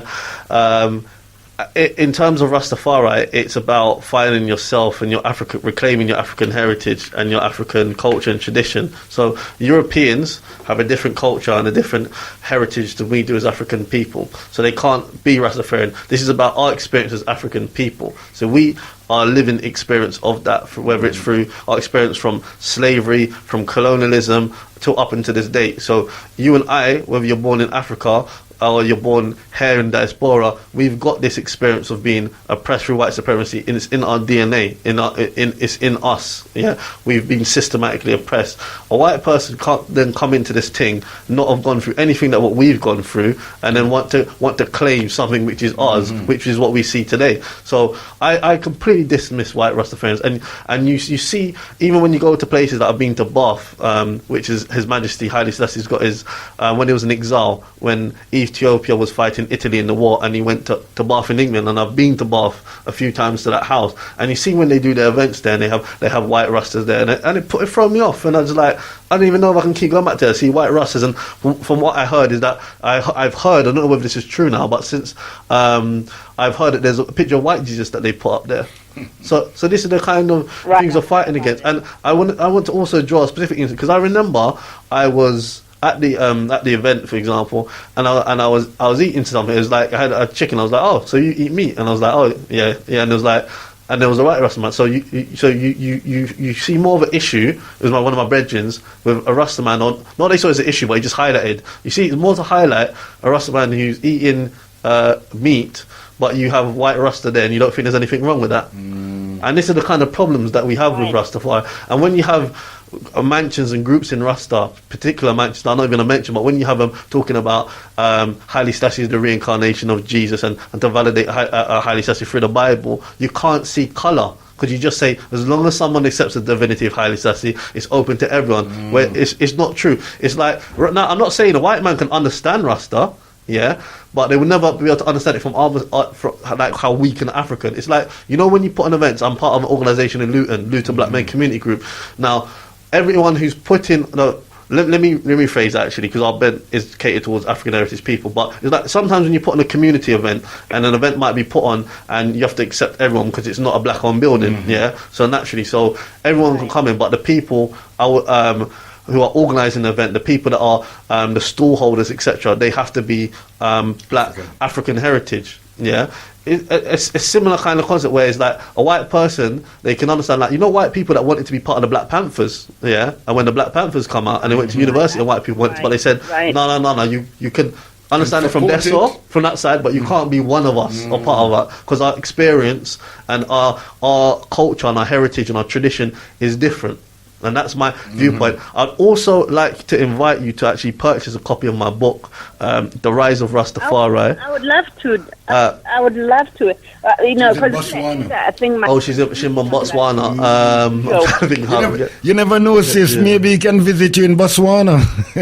It will be on Amazon soon, anyway. So my book's going to be on Amazon within the next week or 2 weeks, so people can buy worldwide. It's really to work with anyone interested in repatriation. You know, I came because I had a lot of friends. I know a lot of people who are interested in coming back home, and so I've got some things going here. That's good. And actually ready to, you know, to talk to those people. I'd love to see the book, because I'll tell you, in the end, I realized that really they were dealing with vultures.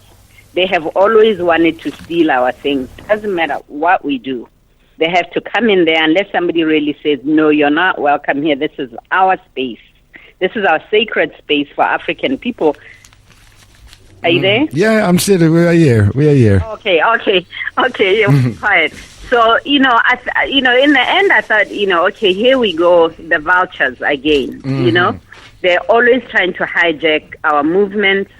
It's always happening, and unless we're careful about who we really include, we're not going to get to that sovereign nation that we're all striving to get to. So, I'd be interested in knowing how I don't know how I could get that book from here, but thank you so much. Give thanks. All the time, Empress. All the time. And I listen for any contact information or email. You know, if you have any address at all where we can send it to you, just text us the address. You understand? And I will definitely send you a copy. You understand? Oh, okay, great. Should I just go through, text it through the number, Galaxy? Yes, just text the full address, name and address to that, and we'll try register one straight off to you, Empress. Oh, thank you so much. Give thanks, Dr. Aboo, and I'm going to sign off since I'm over here in Botswana. And thank you very much for all your work. Give thanks. Rise up, Empress, and to all the people in Botswana, rise up all the time. Because I remember when I was a boy, this Rastaman said to me, say, my youth, this thing is the intention. It's the intention of white people. He said, read it. It's the white people intention. You know? All when I tell about them, I go all the way down for 400 years. And I tell you, he said, no, he said, that's their intention. You know, see it? And this is what they confuse, and I tell you about, we was in slavery in Egypt. No, gossa. Moses, Abraham, all of them people, they never exist. Go and check it out for yourself. They never exist. You're reading the story of another people's journey. That's why I said I don't even play Rivers of Babylon, because it wasn't we did I sing this song. These were Naskanazis. You know, because we were the owner of Babylon. You understand? When these foreigners pass through, the same people them today we control the bank and the media and all of them things, they are them. And them even shape your Bible. I have you now upon a certain things. You know, see it, so you become slave catchers because you're herding your own family into something that is not bringing them no prosperity. You know, see it, you know. And we know that the Ras Makonnen is on a journey to Africa. You know, so we want to know your journey into the Africa there. Yes, so my journey to Africa, before I speak about my journey to Africa, I just want to remind them about the book, yes. the Rise of Rastafari. Anyone who's come late, the Rise of Rastafari, book written by myself, Makonnen, Sankofa, to highlight the journey of the Rastafari movement and to also put to bed some of the stereotypes which Rasta are associated with, and to explore how you can look at Rastafari outside of the Bible, from a more of a natural perspective. If you would like to purchase a copy of The Rise of Rastafari, you can purchase it on eBay. If you search The Rise of Rastafari, you will then find it and you can make a purchase, and I will then ship it out to you. Alternatively, if you want to get a copy of me in person, if you call me on 079 43 178 117, that is 079 43 178 117. I will also be in at the Rhythm of Life, the reggae exhibition. That will be this Saturday and Sunday. That is the Rhythm of Life reggae exhibition this Saturday and Sunday, and that will be at the Chestnut Community Centre, 280 St Anne's Road. That is the Rhythm of Life, the reggae exhibition at the Chestnut Community Centre, 280 St Anne's Road, London. That is N155BN, where you'll be able to see me and get a signed copy of my book, The Rise of Rastafari. Beautiful vibration. And I also have the sister in Botswana.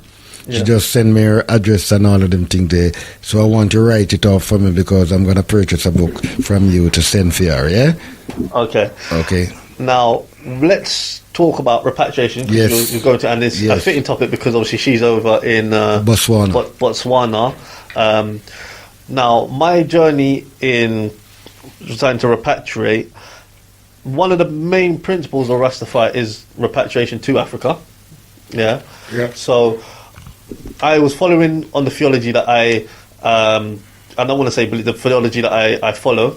Also, based on the experience of what we're going through here in the diaspora, particularly in England, through whether it's systematic racism, whether it is the struggles we have a day-to-day life, and the need for us to be empowered, again, following on from people like Garvey, the need for us to be self-sufficient, to build a nation, and to live somewhere where we can have more dignity. Like, because if I was to have a child, I'm 28, I'm thinking that I would want my child to grow up where somewhere they think sky's the limit. And when I went to Gambia, I do feel when you're in a black country that the sky is the limit. If you don't have the barriers that are in place here, like for example, if you was to see a black man being a prime minister or head of a military or head of this, everything here, when it comes to governance, when it comes to our education system, when it comes to our military, our political, we all rely on another set of people. So going to an African country is so empowering because you're going there and the sky is the limit because people that look like you are in power, and that can set a positive example. For example, if you used to have children even as a role model, because then the eye can look up to someone who looks at them and say, well, you know what, you can go out and do it because these people, they're in positions and they've come from a similar background to you.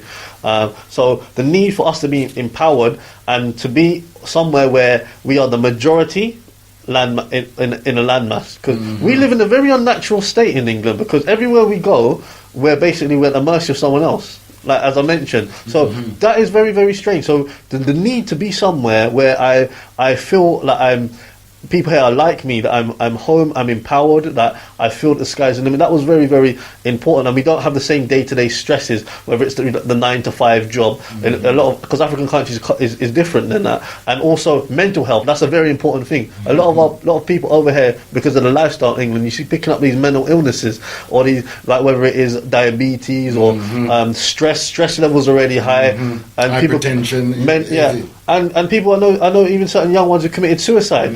So it's also a health thing as well to go back to Africa. And then we have also the feeling of it somewhere that I think in everyone's African person's DNA are longing of where we came from. So we are already going back or forward onto a home, a place where we came from before, because we are only here because of we were taken out of Africa. Kidnapping. Otherwise we would be there in Africa. So we wouldn't be in the West. So, and as Haile Selassie said, Africa waits its creators. When he said that, he meant that's for us as people from the diaspora to go back to Africa to help build Africa, not to go back there and to go on like master and build a big mansion house and then get the black people in Africa to do the dirty tasks and all that. So we're going back there to link up with our brothers and sisters fully on the continent, fully integrate. No, none of this. For example, I have my house over there, so and then the people there over there. So we're going, and I only marry people in the diaspora. We're going. We have a Jamaica village or a Barbadian village, and we set up Jamaican flag and put Jamaican flag all over the place. So we're going to integrate.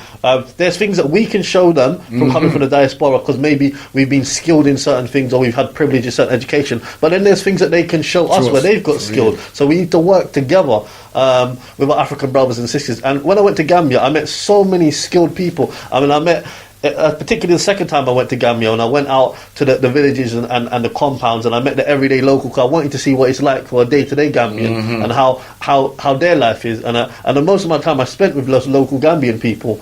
And they're very skilled people. I've seen them, whether it's on roadside, skilled craftsmen making their own tam hats and various different things. So they use well I'm not saying little because Africa's got more resources than anywhere else in the world, but they use the resources and what they have to their advantage, and it's very important that we go there as African people, because if we don't go there as African people and they keep seeing white people going over to Africa, then that Jesus, that Messiah again, they look at that white man as a savior again, because whenever people go to Africa to help them out, they see white people go over there, and then they think that the black people in England don't love them no more because they're not seeing black people go over there and help them out. So it's very important that we as African people show them that we love them as well, and that the savior doesn't have to come in the form of a white man. True, and we must not go back there as tourists. Yes. Yeah, definitely. We're not going to go there as tourists. Everything got to treat you like tourists. Yes. We need to go there and we're not going as we're going as Africans. We're going there as equal, not one and above, or not. They're not above us and we're not above them. We're going there as equal. And I just want to say that because people say, oh yeah, Africa's different in many different countries, which is true. But there's 54 countries in Africa. If you can't find one that is suitable for you, something's wrong with you. You could be in Europe. You might not find one country in Europe, but it's completely different in the other country. So I always say that a lot of our people, when I say to them that you're going Africa, it's like said you're going down the bottomless pit, But when I tell them that you're going to Disney World, they wanted to kiss all Mickey Mouse and Donald Duck and all of them things. They understand? So they get caught up in the illusion, blood. And what we need to realize as well, that Africa, when we go to Africa, we're not going to Africa just to go backwards and live necessarily in a mud hut or whatever. We're going there to advance Africa as well. So if you look at people like Haile Selassie, His Majesty, and other African leaders, they were all about modernizing Africa. Yeah, so we can modernize a country without westernizing a country. There's a difference. So there are certain things that can benefit Africa in terms of technology, and in terms of like living in Africa. The accommodation where we're living in Africa, we're not talking about going there and building up houses and mansions, but the quality of life, we can have just as good quality of life in Africa, if not better, over there than we can here, because the pound is very strong in a lot of them African countries. So if you go somewhere like Gambia, the average wage is about £30 a month. Yeah. Now, with basically the money that we've got in England, for example, a few £1,000s, you could set. We know ones that have gone to Gambia and set up businesses in there, and are doing very, very well, very, very well. So with little money, you can make a difference to local people. Even when I went to Gambia, I bought some hats off some of the local people and I wholesale, and I sold it to one of my friends who owns a shop. Yeah, the purchase was about something like 1,000 Delassis for the hats that I bought. Yeah, 1,000, which is under £20 here. Yeah, and I was able to sell them hats off for more than double the profit. Yeah. Now, but that 1,000 Delassi that I gave to that Gambian, that might be as much money that he made in a month, his wage. but that's made an impact just on a low level. So not everyone has got to be a millionaire or big just to make it even just a smaller impact. It might be little to you, but it's a lot to the local Gambian people. And even when I was in Gambia, when I needed to get, sometimes instead of like walking distance, I got taxis just to support the little people there, the people there, so that I know it helps the people out. So we really need to look at African brothers and sisters and as brothers and go into Gambia as well. They may look at you as tourists to begin with, but the more you integrate with them, African people are very, very acceptable people. So once you integrate with them, they take you in like they're your own. And I was when I went to Gambia, I met made many friends and many people while I was over there, and they're very receptive to us. And there was like welcome home. Welcome home. This is where you belong. Loving, friendly, smiling, caring people. Yes, smiling close to Africa. You know. And if you deal with them in that level, that's where you receive. But if you go there, do other things you can. A lot of people think that because they come from the West, they're more smarter than. But you're not. Yes. You're not, because when they're in the Gambia and there's a power cut, they know what to do. Mm-hmm. Yes. You understand, you know? You have a power cut here and it's a lot of, if you're not and they're dead the next day.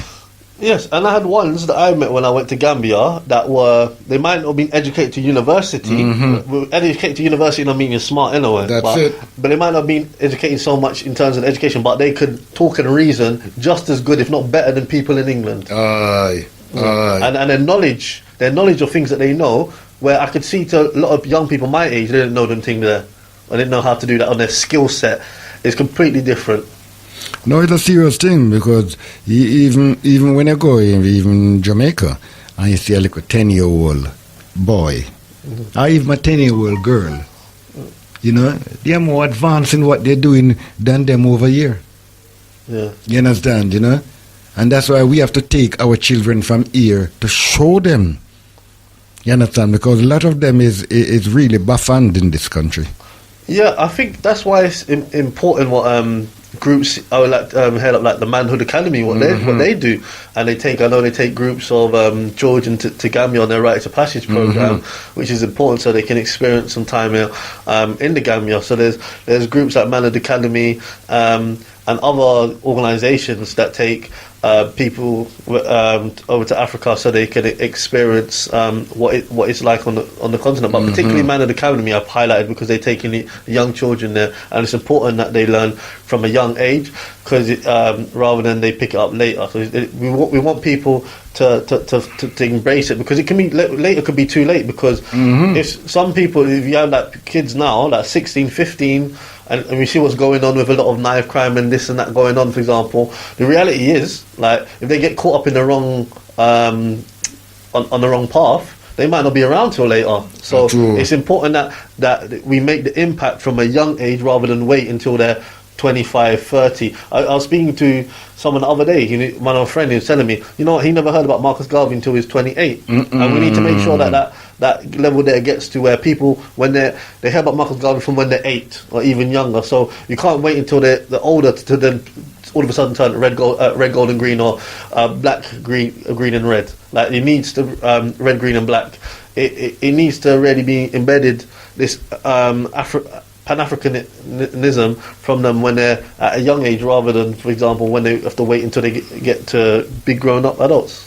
You see it, and these are the things. Rite of passage is good, you know, and even here we should take our young people in very stages of rite of passage. You have community rite of passage. You understand? You know, it's supposed to take the young one around the community and make them know what is what. You know, see him over there say he's a crack dealer. You know, that's a community rite of passage. That's your counselor. That's your that. That's your that. You understand? So, there's a lot of people think that when I talk about rite of passage, it's to go to Africa to cut off your foreskin. It's not like that. You have economical rite of passage. Yeah. You have personal rite of passage.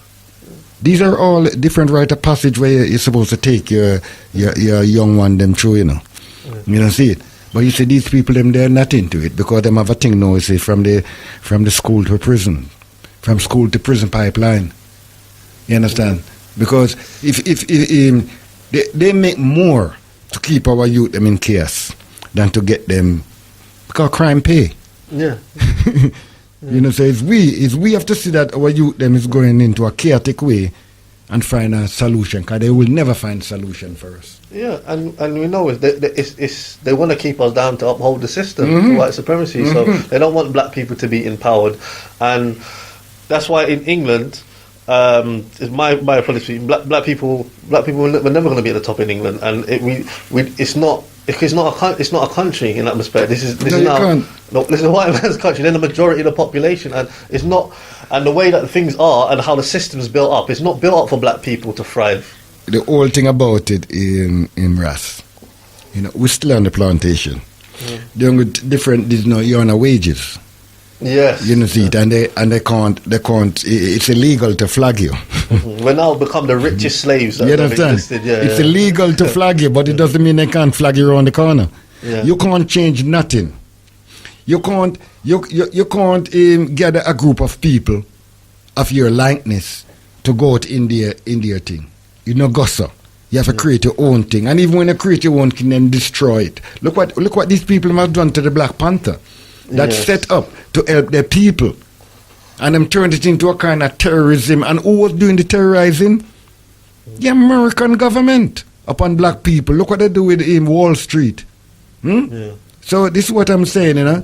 The whole thing about it is just have a call here. It's just we got to do for we. Brother Kwame, rise up. Rise up, brother. As it. The brother Sankofa. You make an interesting point, because people miss the fact that Rastafarism is linked to Pan-Africanism, and Pan-Africanism is linked to Rastafarism, because even in Ghana, aside for Dr. Kwame Nkrumah, he was a student of the Muslim prophet Marcus Mosiah Garvey, yeah.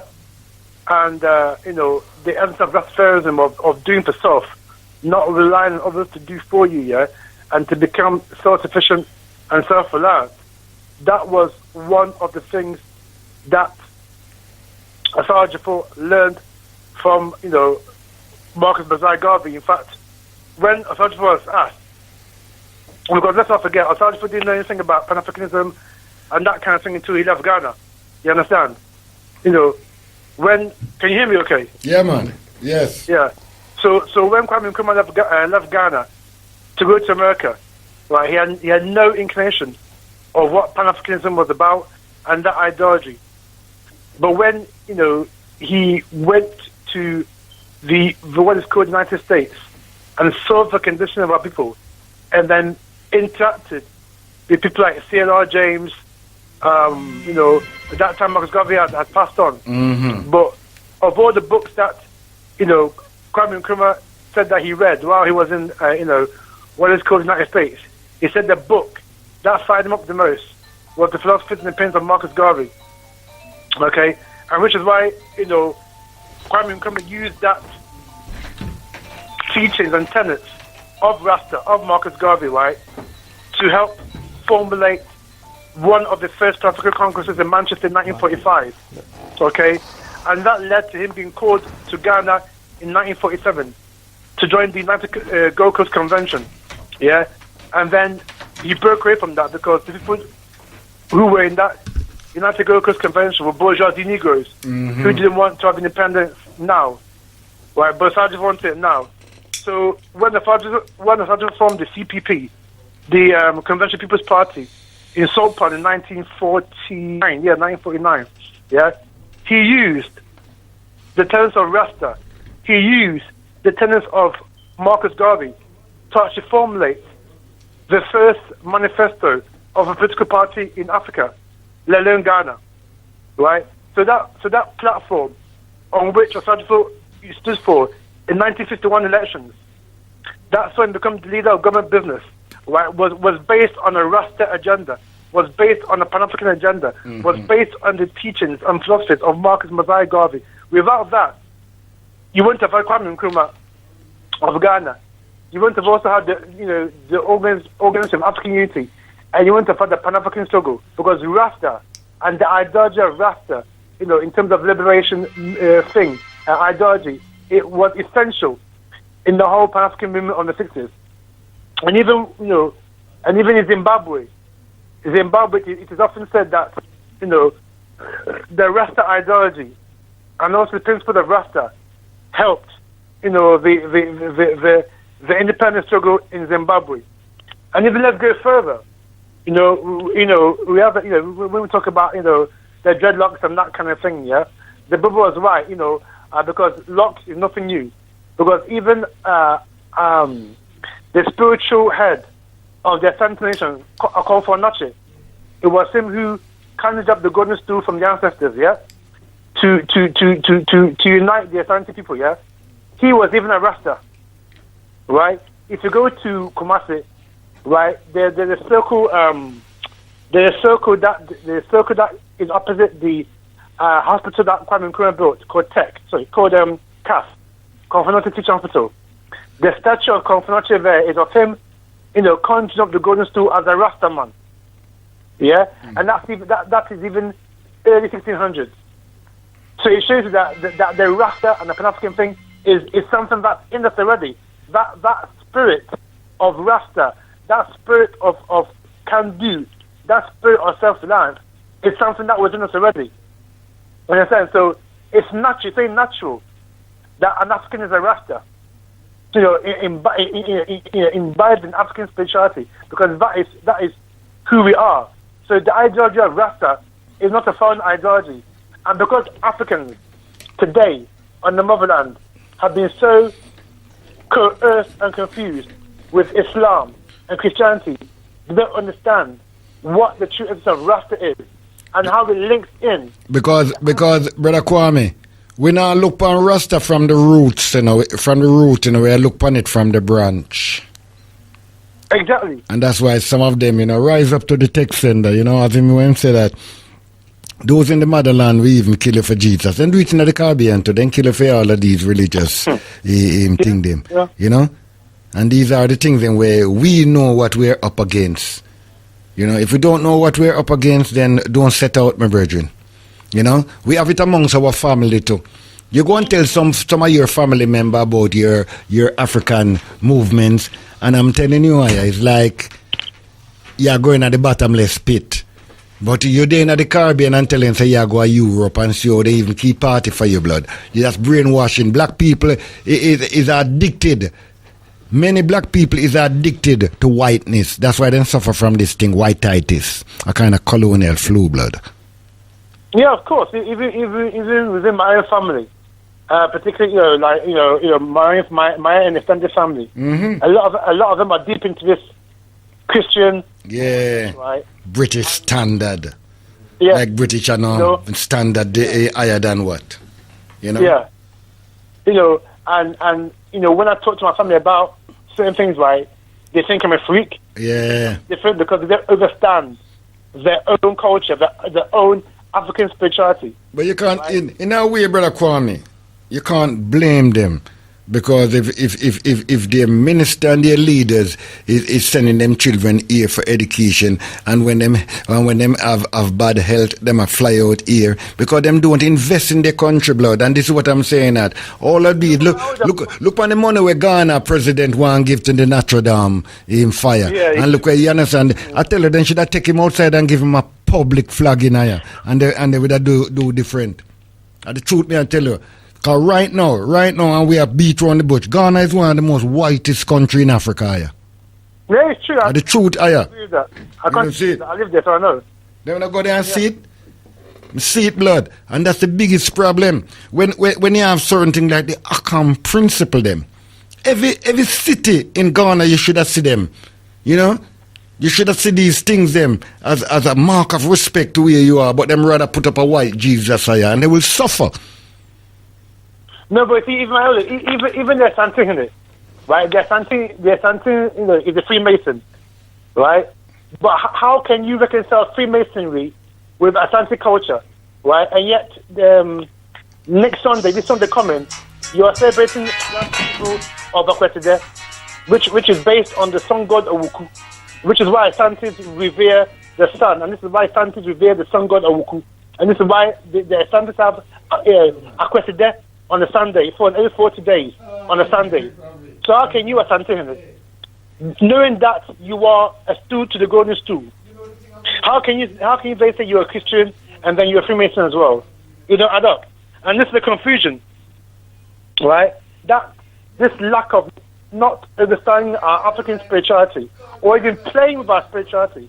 Because if you play with spirituality, the fire will burn you, right? And I've seen this at first hand, where people were chiefs, or I would say in Akan, Nananum, right? They've played with the spirit of their ancestors and our spirituality and dabbled at the same time with Christianity and Freemasonry, and it's burned them because you don't play with African spirituality.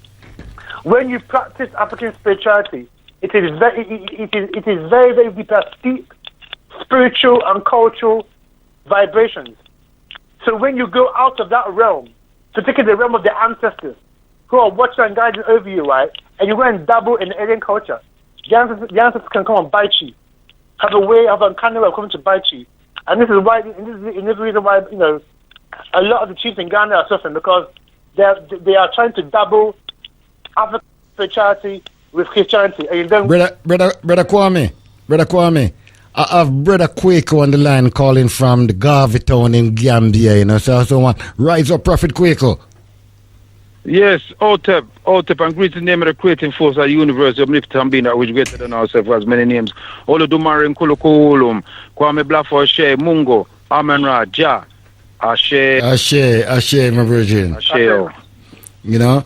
I'm here with Ras Makonnen, you know, talking about his book and his Exodus to Africa, because you know that he'll be off to Gambia in a couple of weeks also. You understand? So how are you, my brother, down there in Garvey Town? You're on the land, my virgin? Yeah, man. Right now, I sit down on the land in a Garvey Town. Give thanks. Yeah, right opposite the school. Yeah, came today, saw the children them do the school and things like that. It was a sight to be seen. You know, it was beautiful, man, beautiful. And things are going on in a Garvey Town right here in Ghana. I tell you the truth, man. People need to jump on board, because it's the wickedest thing now. The Africans in America see the vision, and 28 of them sign up, you know, forget them plot and everything. We'd have a conference down here Friday gone. Wow. With the African Americans them, right? And them a jump on board, so we can't have them outnumber we who come from the Caribbean and Britain, you know, because you know them stay already. They can't blame them. Over thing. If they see opportunity, they have to take it blood. Yeah, no joke business, Rasta. You understand me? I say, no joke thing. The people them dep on, and so me up on the land now, Garadine asleep because him don't feel too well. Heal him up for me anyhow. Heal up Brother Garadina for me, you know, see it, you know? Yeah, man, me do that when we go back inside, because me have to come to, there's a particular part of the land. Those we are staying now, you can't talk from in there because there's no signal at all. Yeah, so me have to come out. Yeah, so me have to come out here and sit down with the mosquito them. I get two little bite in my reggae, you know what I mean? But them a feed too, so. They don't do nothing much, man. They don't do nothing much. Take some Dune Tree, brother. Yeah. Nah, man, they eat the sweet blood, man. Them deserve it. I make white people can't come out here in the full list. You don't see it. Part of the libation. Well, I'm in the house with Ras Makonnen, you know? You know, see it, you know? Okay. I just want to interact with... He want to interact with you. Flako? Quaker, Brother Quaker, Brother the prophet. Yes, Brother Quaker. I just want to say, rise up yourself. Greetings, Brother Quaker. What I wanted to say now is, because I'm actually a qualified, I'm a journalist, and I'm familiar with Garvey Town. I've seen a couple of videos on it, but obviously you're an expert in it. You're out there in Garvey Town. Part of the group, I've made a social media group about repatriation, where it does a lot of signposting and gives articles and messages about repatriation.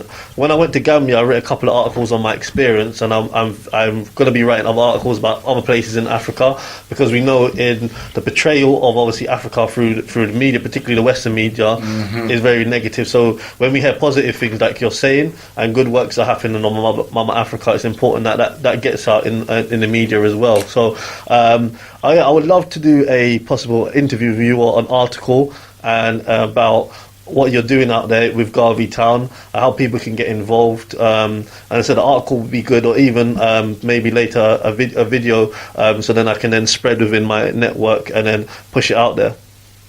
Well, the good thing about it, Ross Makonnen, there's two things that you just asked.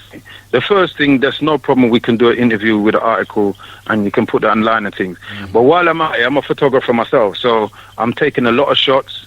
I'm doing a lot of videoing, so I will have footage that you could use anyway. Okay. Understand what I'm saying? Yeah. I'll have footage that you can use. But what I want to say publicly is that Garvey Town is not for jokers. Yeah.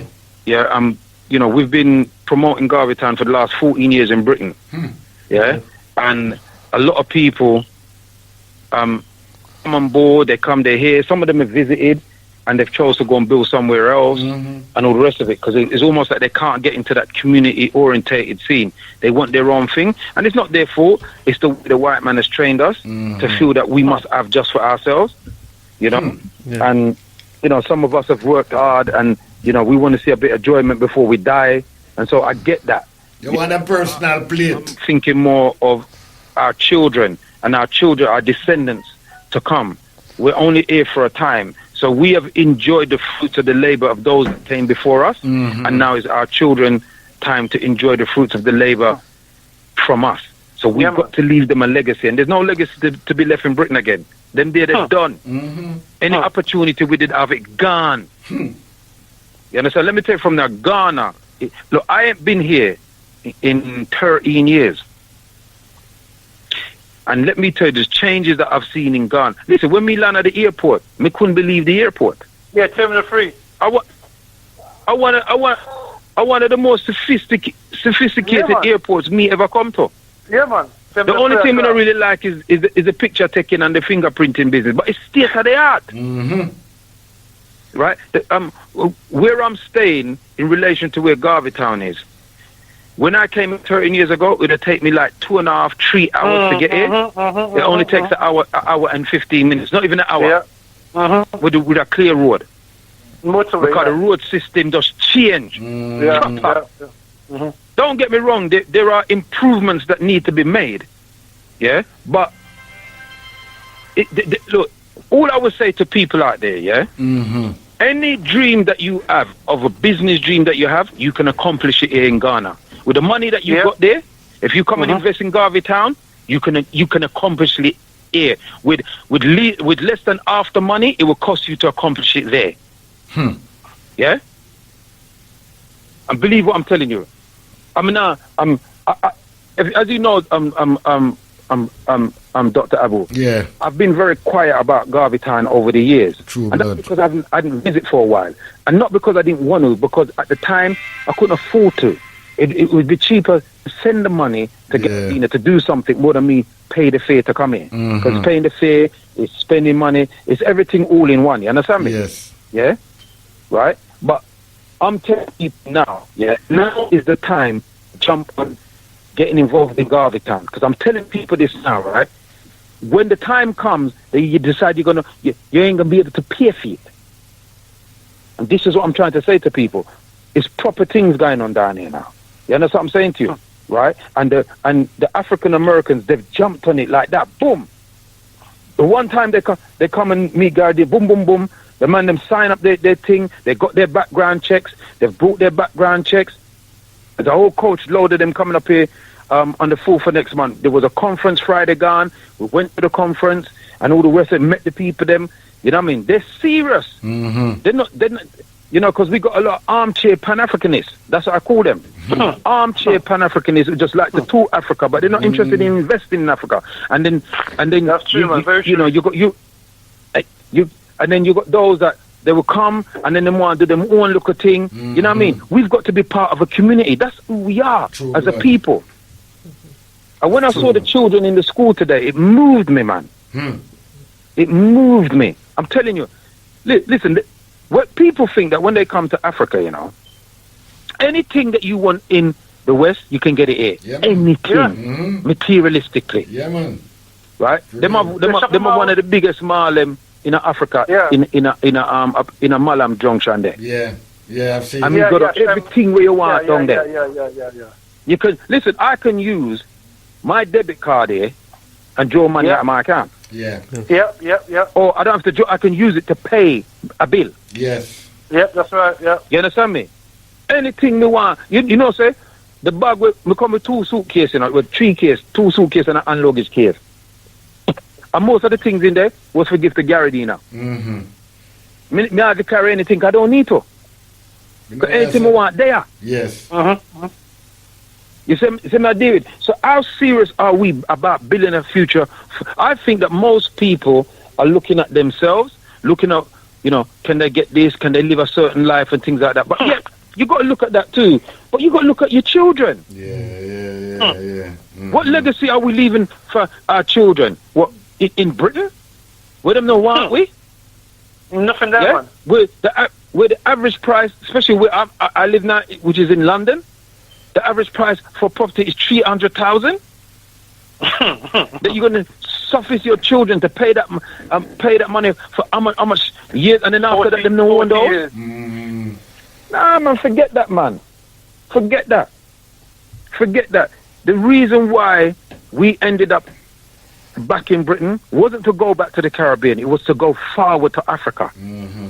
That's what it was for. Yeah, there's no going back. Yeah, and now I think they've got an airline that flies straight from here to Jamaica. Wow. So we don't have to be dealing with them people there.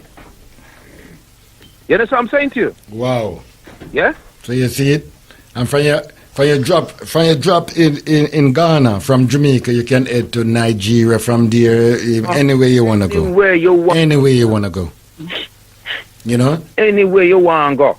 Right. But guys, one brother was telling me there was a flight that come in the other day, and it came straight from Jamaica apparently. So I'm doing a bit more research on that. Yeah. You see what I'm saying? No, because even not clear there, right? The tourism minister, right? You have it too, right? She went straight to Jamaica, right? To tell Jamaicans, right, why Ghana is offering the right of return and why Ghana is offering the right of a boat. It's not an African American thing, because some people are thinking that it's just African Americans. No, it's for Africans, no. For the diaspora. That's what I'm saying. For the diaspora, yeah. Because what it is, strangely enough, the coincidence is that this is the year of return. Right, this is an official document by the government. But they say them things. But when the West talk to them, they jig things. You know what I mean? No, but we can get around that. It's true. But my point is that there's opportunities here of all kinds. Any kind of business you want to do. If you've got a little money, you come here, speak to the right people, you can set up good businesses. Even if you don't want to come and live, you can come and set up a business. Yeah, man. You know what I'm saying to you? Yeah, man. Not saying you can't live part-time in Britain and part-time here. White people do it, so why can't we do it? You have man here, I invest in a joyride. You understand? It's still a make something, and it's still a bring in some form of employment. Yeah. And Africa has the fastest growing economy in the world. For real. In the world, not in the world. In the next what it is. In the next few years, Africa would have the best internet infrastructure. Yeah, better than Wagwan. The terminology, I would give it. It's virgin territory. Yeah, man. Yeah, you understand what I'm saying to you? It's virgin territory. Don't get me wrong, The people that marginal still in, they're ready. Brother Nancy country. A certain way. Yeah. But you just have to know how to deal with them. What do you mean? But this place is like Jamaica and Trinidad without the violence. So you imagine Jamaica, Trinidad, they're the two highest violent places in the Caribbean at the moment, right? And they're beautiful places. Likewise, Haiti. It's like that without the violence, man, and the trouble and things like that. You got them all. Me there London, them say, them means and all them. Everybody have mobile phone. Yeah, man. Yeah. Some of them all have 2 mobile phone. Three phone. Yeah. Man. There is nothing that no creature comforts that you want in the West that you can't get. But you know what you can get? You can't get in the West is the sun. Yeah, and the good food. You understand? You can't get that over there, sir. Yeah, you have to get organic food, but over here it's a natural food. Yeah, man. If you want KFC, You see me, David? Yeah, man. If Because I really and truly, you know. Yeah, man. Really and truly, you know, it's Dr. Aboo made us coffee to make Dr. Aboo know so boy, I'm there at the motherland, you know. So my name knows so the show did that go on. But you know, so the whole thing works. Because me just a checking, because anytime Dr. Aboo go to Gambia, he may call me as a prophet, a Gambia me there, you know. You know what I mean? And guess what as well, yeah? I did my radio show from here on Saturday. Wow. On Sunday, yesterday. I did a radio show from here yesterday. Beautiful, Bridget. Beautiful. Yeah, I did my radio show from here yesterday. And it was strange, because I'm staying in a place called Jamaica Inn. In a place in Accra. I know it, you know. A place called I know it. Coco Beach. Yeah. For real. Yeah. For real. And it's a brother and a sister, a couple, yeah, from Derby. They come down there and they open it up. It's a little guest house. Yeah. You know, it's not no big place, but man. you can house about probably 10, maybe 12 people down there, and things. It's got a nice little swimming pool. Family orientated. Yep. Yeah, man. For real. Yeah. So anybody want to travel to Ghana, that's the place to go and stay for now until we get Garveytown up and running, where we got that kind of facility for people. But trust me, the people them treat me nice, and it's right from this I'm gonna run my show. Well, give thanks, blood, you know, see it, you know. And I hope we link up again. In Prophet, you understand? Yeah, man, definitely, man. And did you link up in Chief Amlak? No, I haven't spoken to him yet. I just spoke to him before I left. Yeah, all right then. I'm gonna give him this number, make him link you. You understand? Yeah, make him link me up. But what I'm saying to people, if people are serious about getting involved in Garveytown, even if you just want to do an investment thing, but there's opportunities for investment. So if it's a thing where you don't really want to come, but you want to invest to make a money, there's ways that you can invest in Garveytown to make money. Just email us on garveytown@yahoo.com. Simple. If you just email us your name and your number and your email, we will get back to you. A serious thing, my brethren. Whole heap of vibration, my prophet. At yahoo.com. Trust me, man. Big up the Galaxy Massive, yeah? All the time, my brethren. Give thanks, my prophet. Beautiful vibration. Bless. The prophet Quaker down there in Ghana. We just talk about Ghana. You understand? On the show, you know, see. So I said, what we are doing is putting our own African touch to it. I think as well, we talk about the two places we talk about, Ghana and Gambia. They seem very popular amongst Africans in the diaspora. Tanzania too. Actually, you don't know how much with that Tanzania and Kenya. You joke, you know. But Everton rise up itself and the brother from ACU, you know, see it, you know. Brother Akram. Yeah. You know, see what I'm saying? You the sister there from Botswana. Yes. She has some whole heap of property in Botswana. But she want to do the same, you know, that we can really... Remember, you know, she's coming from America where she see the condition. Yeah. And that's why she go to set up things to even help her brothers and sisters to where she's coming from. Yeah. You know, and this is what it's all about. You know, see it, you know, when we go to Africa, even if you go as an individual, you got to sell it as a collective. Yeah. You understand? You're coming from a collective because they did take us out as a collective. Yeah. So we have to know how we're going back there. Yeah. You know, see, if we go there, some of us, we go back there with this individual mentality. You know, where we see him lunch call and we want like a personal plate. Nah. Get involved. You know, see it, you know. Eat with the family. And when you eat with the family, you start to know the family. And these are the full integration. But we are left from here now with the same European mentality. Boy, I want my personal plate. That's why some of them get poisoned down there and don't even know they get poisoned. Because them poison themselves. You understand? You know, so, you know, Brother Kwame, rise up all the time here. Rise up all the time. You know, see it, you know. All the time, you know, Brother Quaker down there in Ghana, you know, see it, and there's many more brothers and sisters that is taking in this vibration. I want to send a beautiful vibes go to Dr. Mumbi.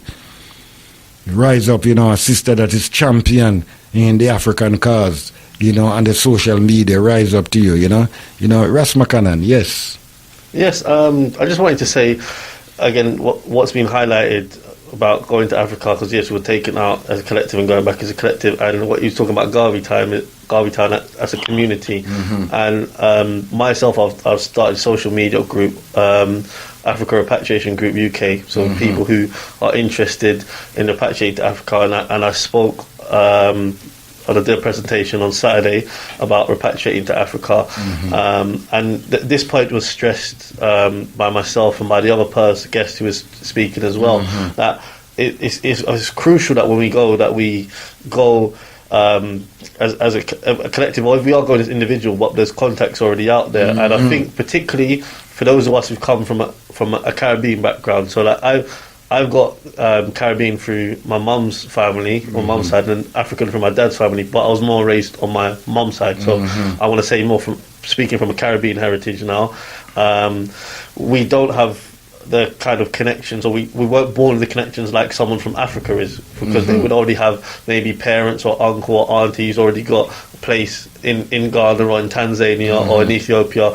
So we kind of start from scratch from us coming from the Caribbean. So it's very important that we connect with ones that are already, whether they're on the diaspora or people that can put you in contact with people that are out there. And that was important even when I went to Gambia, because when I went to Gambia, there was already people that I've met over there that I knew from in England, so that when I was going over there, it makes the process easier. So even finding my housing accommodation, the lady that's helped me find my housing accommodation, I know from England, she's been able to go over there, take video of it. She's also a lawyer, so she's making sure they do a proper contract with me, so she's helped with that process. And obviously going back in, and when you're seeing people who from England, because they come through the same experience, it's also good that we still have that kind of collective community there, and that's very, very important as well, so people don't take advantage of us as well in Africa. And so we've got familiar faces and people that are doing work connections. When I went to Gambia the first time,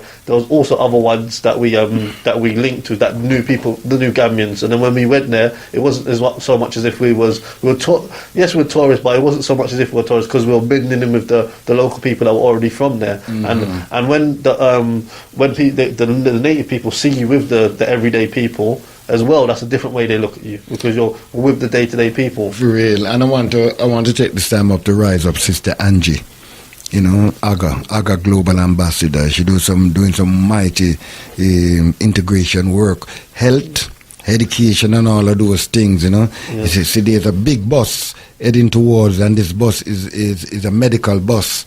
See, that's donated to the Gambian people. You understand? And the whole thing about it, right? When you hear that people is doing things in the Caribbean and Africa, we should support them. Yes. You understand? But rather some of them here then sit down and then criticize. You understand? You know that these people, and I'm sure there's a sickness amongst black people here. You understand? They will give them things to Salvation Army, all of these things. Nobody asks where it's going. Yes. And I'm thinking that as soon as they give you things, you have to go give them this, you have to go give them that. You understand? And these are the things that slave that blood. You understand? Yes. Because they think that you're going to make something from it. Why you never ask them? Because them the way I give it to, I make a lot from it. Yeah. You understand? And this is where we are. My brethren, if you come here and you said, Aboo, give me a tenner. If I have it, I give it to you. I don't care what you want to do with it. You understand? And this is, no, we want to know what you're going to do with it, what you're going to this, because we run with the narrative that I am your keeper. I'm not your keeper. I'm your supporter. You see it? A man who said that they are their brother's keeper, a slave with that blood. That's what they have done to us. I am your supporter, and if I can't support you, then I don't support you. If I can, I will. That's all life is all about. But them out there, they feel that if them give you something, you have to go do something. No, they no go so. See, look how much nature do for you. See, what have you give back to nature? Does nature demand anything from you? You don't get a bill when the sun shines upon your house, or when the rain fall on your house. And this is how we start to think like these robbers. We're getting into a culture. I grew up in Jamaica where you could leave your door open and go where you want to go. You understand, And that's why you have certain places in Africa. But anywhere Wazungo, you have to put on a lock because he's the biggest thief. And that's why he have so many lock and his things over here, because he know that those that he robbed it from will come back for it. You understand? So we have to start to think like an African. You understand? Work in that way. Thinking about the caring and sharing instead of I think like a corporate Wazungo agent. Yeah. You see it? Some of us want to go to Africa and buy land and come back here and sell it to our people to a high level. These things are wrong blood. And that's why some of them are dead from all kind of sickness today. Because sometimes we bring on these sickness when we are trying to make a profit out of our own brothers and sisters' downfall. See it? So seeing you heading back to Africa as a young blood we have to support you. Yeah. We have to support you. You understand? Whatsoever support that we can give to you, see it, we will give it to you. You understand? Because who else? If we can't support you, who are we willing to support?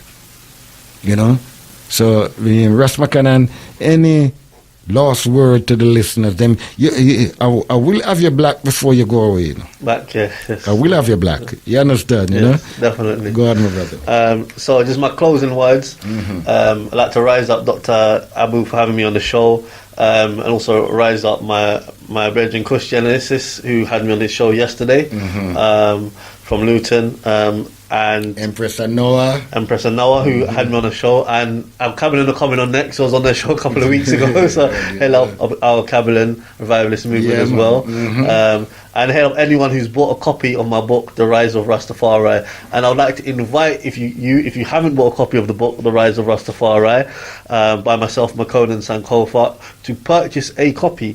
And you can purchase a copy via eBay. If you write in The Rise of Rastafari on eBay, you can purchase a copy, and a copy will be posted to you.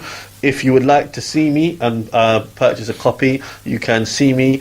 Give me a call on 079 43 178 117. That is 079 43 178 117. And a final reminder that I will be in North London over this weekend. That is Saturday and Sunday for the Rhythm of Life, the reggae exhibition. Now, you can't obviously talk about reggae without talking about Rastafari and having Rastafari there. So I will be having a stall there. One of the chapters in my book focuses on reggae and Rastafari. So that is the Rhythm of Life, the reggae exhibition. It's in North London at the Chestnut Community Centre. That is 280 St Anne's Road, London, N155BN. Rise up for that, my virgin, and rise up to all the people who participate in this vibration, rise up to our sister in Botswana.